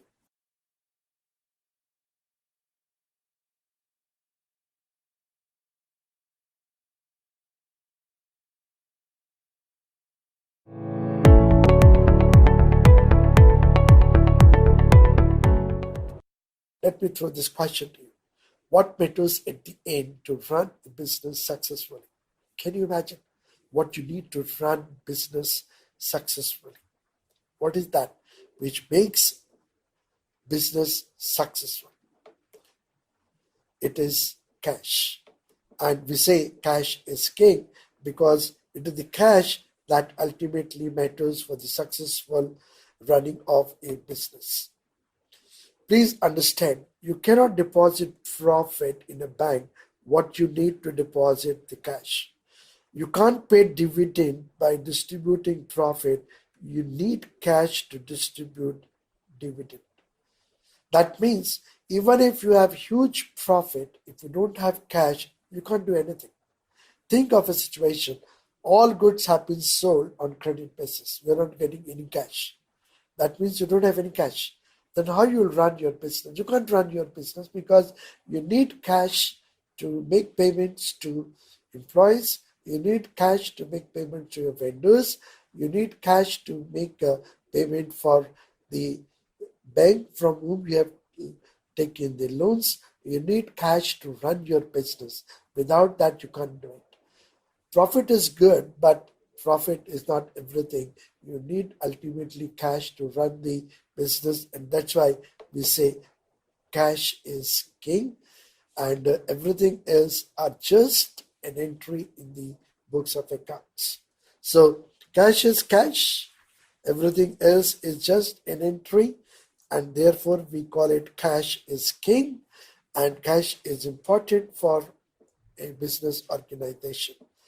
Therefore, it is imperative for us to understand what a firm is doing with the cash, from where it is getting cash, where it is using the cash. And for that purpose, we have to understand another very important financial statement, and that is a cash flow statement. Cash flow statement records flows of cash over a period of time. Please remember, since it records flows of cash over a period of time, its title is Cash Flow Statement for the year ending on. That means it is recording inflows and outflows of cash over a period of time. Inflows are represented by plus sign, and outflows are the negative items, and they are represented by negative sign. The inflows and outflows of cash recorded are related to operations, investing, and financing, and therefore all cash flows are broadly divided into three categories: cash flows related to operations, cash flows related to investing activities, and cash flows related to investing activities. That means when you see the cash flow statement, you will find three segments. One, which talks about inflows and outflows of cash related to operations. Second, cash inflows and outflows related to investment, that is the cash flows related to investing activities. And third segment will be showing you inflows and outflows related to financing activities. It shows how much cash is generated through the different sources and where that cash is being used. It also tells us that profit is not necessarily means equivalent amount of increase in cash in a particular period of time for a firm.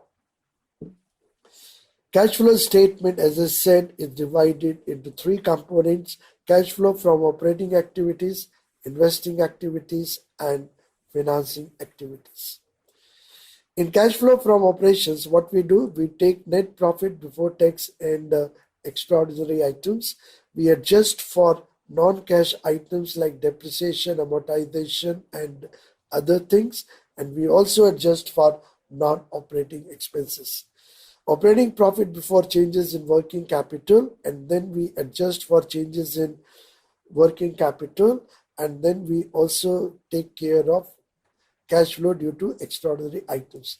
Please remember, if you start with profit for calculating cash from operating activities, then we are using a method which is called indirect method of determining cash flows from operations.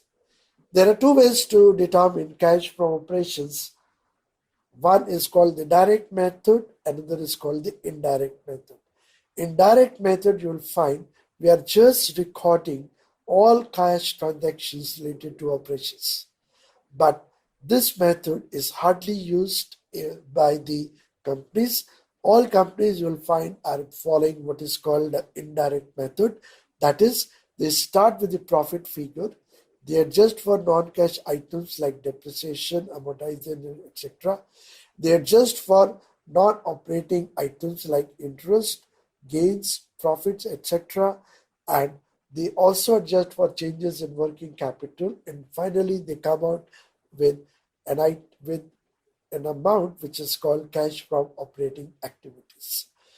Investing activity cash flows are the result of the investment decisions, where to put your money, and also When I say investing activities, it also means selling of the investment, sale of investment which you have made earlier. So if you buy, there is an outflow. If you are selling your investment, there is an inflow. Any gains and losses will be adjusted in it. If you have invested and on that investment you are getting an interest income, that will be part of the investing activity. You invested in subsidiaries, you are getting a dividend on it, that will be part of investing activities. That is to say, any cash flows which are related to investment or disinvestment will be shown as a part of investing activities. That includes a purchase and sale of fixed assets, purchase and sale of investments, interest and dividend received from investment decisions. That will be part of your cash flow from investing activities. Cash flow from financing activities shows from where we are getting funds to do the business. Are we getting money from equity? Are we getting money from borrowings? From where we are raising fund, that will be shown in the financing activities. Any interest payment to them, any dividend paid to them, any repayments to them, that will be also shown as a part of financing activities. Proceeds from issue of share capital, debentures, bonds and long-term assets, repayment of debentures, bonds and long-term loans, any interest in the dividend part, that will be shown as a part of your financing activities. So these are the broad components of the cash flow statement. Now let's try to understand cash flow statement, and for that again we'll be taking cash flow statement of Tata Steel Limited. If you see the cash flow statement of the Tata Steel Limited, you will find the very first segment of it is cash flow from operating activities. If you remember, I said cash flow from operating activities can be estimated by using direct method or indirect method. How do we know which method a company is following? If a company starts with profit figure, that means you take it granted the company is following indirect method of estimating cash flow from operating activities. Here, Tata Steel cash flow statement starts with profit before tax.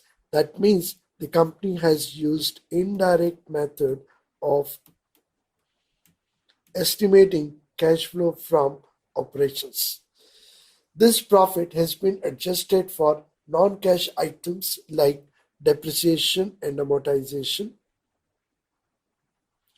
and non-operating items like net gains or loss on the sale of non-current investments, income from non-current investments, profit and loss on the sale of property, plant, equipment, etc., exceptional income and gains, gains and loss on the cancellation of forward swaps, options, etc., interest income, etc., finance cost, exchange rate gains and losses. You will find all these are non-operating items and they have been adjusted for to calculate cash from operating activities. In it, only one item is non-cash item, that is depreciation and amortization. Once we have adjusted for non-cash items and we adjusted for non-operating items, we get what is called operating profit before working capital changes. You must be wondering why we are talking about working capital changes and how is it related to the cash flow from operations. Friends, think of a situation. You are having sales which are all in credit. What will the implication of it? Sales are going up, profits are going up. On the other side, you will find your accounts receivable or trade receivable are also increasing. But there is no impact on the cash. What does it mean? If your current assets are increasing, that means to that extent your cash is blocked, your funds are blocked, you are not able to get them from operations. For example, again, suppose we have inventory. Inventories, if you see the inventories, you will find we have negative values in 2017, negative values. Please remember, I said earlier, bracketed values are showing a negative value, that means an outflow. and non-bracketed values are showing the positive values, which are representing the inflows. So when I say there is a negative value corresponding to inventory, what does it mean? It means the level of inventory has gone up in the year 2016-17. As a consequence, of it, the cash flow from operating activity by that amount has been reduced. In 17-18, the amount is only 784.63 crores. Any increase in inventory, please remember, will mean an outflow, negative value. Any decrease in inventory will mean plus value. Because if the inventory level is going down, what does it mean? It means you're selling it. And when you are selling it, you're getting cash from it. And that will be adding cash from operating activities. Non-current, current financial and other liabilities provisions. Plus means we have taken them, and minus means we have paid them. So friends, please remember, any increase in current assets, you will find my cash flows are going down. Any reduction in the current asset, that will mean my cash is going up. Similarly, if my current liabilities are increasing, my cash flows are increasing from operations. If my liabilities are decreasing, we are paying them and we are reducing our cash flows. Another thing which you must have noticed, I'm talking about current in my discussions, but you are also seeing here a word non-current and non-current. Many times what happens, we have certain non-current assets and non-current liabilities which are related to operations. And since they are related to operations, we have to make adjustment even for non-current assets. Otherwise, normally, if nothing is mentioned, we presume that we have adjusted for working capital, that is the current assets and current liabilities. Otherwise, we have to adjust for all operating assets and all operating liabilities, whether they are current or they are non-current. Adjusted for operating assets and liabilities, we get what is called cash from generations. That is cash generated from operations, which is 12,700 crores, approximately 16-17 year, and about 14,300 crores in the year 2017-18. Out of it, we pay tax, that's the negative amount. And finally, we get cash from operations to the tune of 11,166.64 crores in year 2016-17 and about 1,179.45 crores in 2017-18. If you see, your profit before tax was about 5,000 and 6,000 crore, but the cash from operation was much, much higher. Why it is happening? It is happening because of, if you see this, you will find in 16-17, there is about increase in non-current and current liabilities to the tune of about 5,300 crores. And there is a finance cost which reduces my profit, but that's going to my financing activity, which is also adjusted for an increasing cash from operations. So it clearly shows that there is a difference between cash from operations and profit. These two may not be equal. Many times it might be possible profit is more, cash from operation is less, or profit is less, cash from operations is high. So friends, if you look at the segment cash flow from operating activities, you will find the company is starting with the indirect method, that is starts with the profit, adjusted for non-cash items, adjusted for non-operating items. It also adjusts for changes in operating assets, whether they are non-current and current. Finally, it pays tax and it gets cash from operating activities. In 2017-18, Tata Steel have generated cash from operations approximately 11,800 crores. Second segment of cash flow statement is cash from investing activities. If you see, it has purchase of capital assets, sale of capital assets, purchase of investments, purchase of other non-current investment, sale of other non-current investment, purchase, sale of current investments net. All these are related to the investment decisions of a company, whether they are related to real assets, the capital assets, or they are related to the financial assets. Repayment loans given, repayment of loans given, fixed deposit with the bank, interest and guarantee commission received, dividend received from associates and joint ventures, dividend received from others. So they have an outflow of about 3,200 crores in 2016-17 and approximately 2,500 crores in 2017-18. And another outflow is purchase and sale of current investment. If you see, there is a huge investment in current investments. There is a huge amount which is put into current investments, 8,650 crores, and because of it, there is an outflow of about 12,000 crore in the year 2017-18. That means whatever cash flow from operation they have generated, will find more of it they have used for investing activities.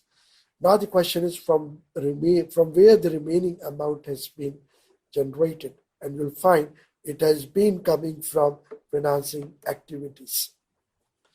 Proceeds from the sale of equity, you will find about 9,000 crores of equity shares have been issued in 2017-18, and proceeds from the borrowings, and they have repaid the borrowings, they have repayment of finance lease obligations, they have amount received paid on utilization, cancellation of the derivatives, and they are paying dividend on the distributed hybrid perpetual securities, they are paying interest, they are paying dividend, they are paying tax on the dividend. But in 2017, there is net inflow from financing activity, and primarily because they have issued equity shares and they have borrowed money. On the other hand, 16-17, there was net outflow due to financing activities. It's primarily because of the repayment of the borrowings and interest paid, you will see, and the other things, the dividend paid and the tax on the dividend distribution. So by looking at this, what is the net result? Net decrease in cash and cash equivalent in 16-17 was about 70 crores, while there is a net increase in the cash flows in the cash and cash equivalents of the Tata Steel in 17-18, 3,683.68 crores. So roughly 11,000 they are getting from operations. Roughly they are using 12,000 crore negative in investing activities, and they are getting plus 4,000 crores approximately in financing activities, and as a result they have plus of 15,000 and negative of 12,000. So roughly the cash and cash equivalent has gone up by 3,000. And now you can see how the company is getting funds and where the company is using funds for the year 2017-18. Primarily, generation of cash is from operations to the tune of 11,000 crores. And approximately 4,000 crore have been generated from financing activities. And most of that money is being used for investment purposes, and in the current investment. And that's how you can see the money is being generated, and that's how you can see the money is being used by Tata Steel during the year 17-18.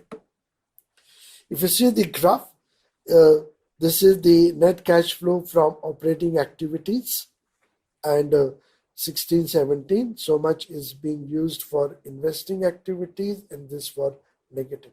So investing negative, financing negative, that means whatever amount is being generated through operating activities have been utilized in investing and financing. In 2017-18, whatever cash flow they have generated from operating, they have used for investing. Not only that, they are also used cash cash for investing purposes, which is generated from financing activities. In 17-18, we have plus from operations, we have plus from financing, and the only negative is the investing activities. That shows how the company is using and generating its cash flow over the period of time.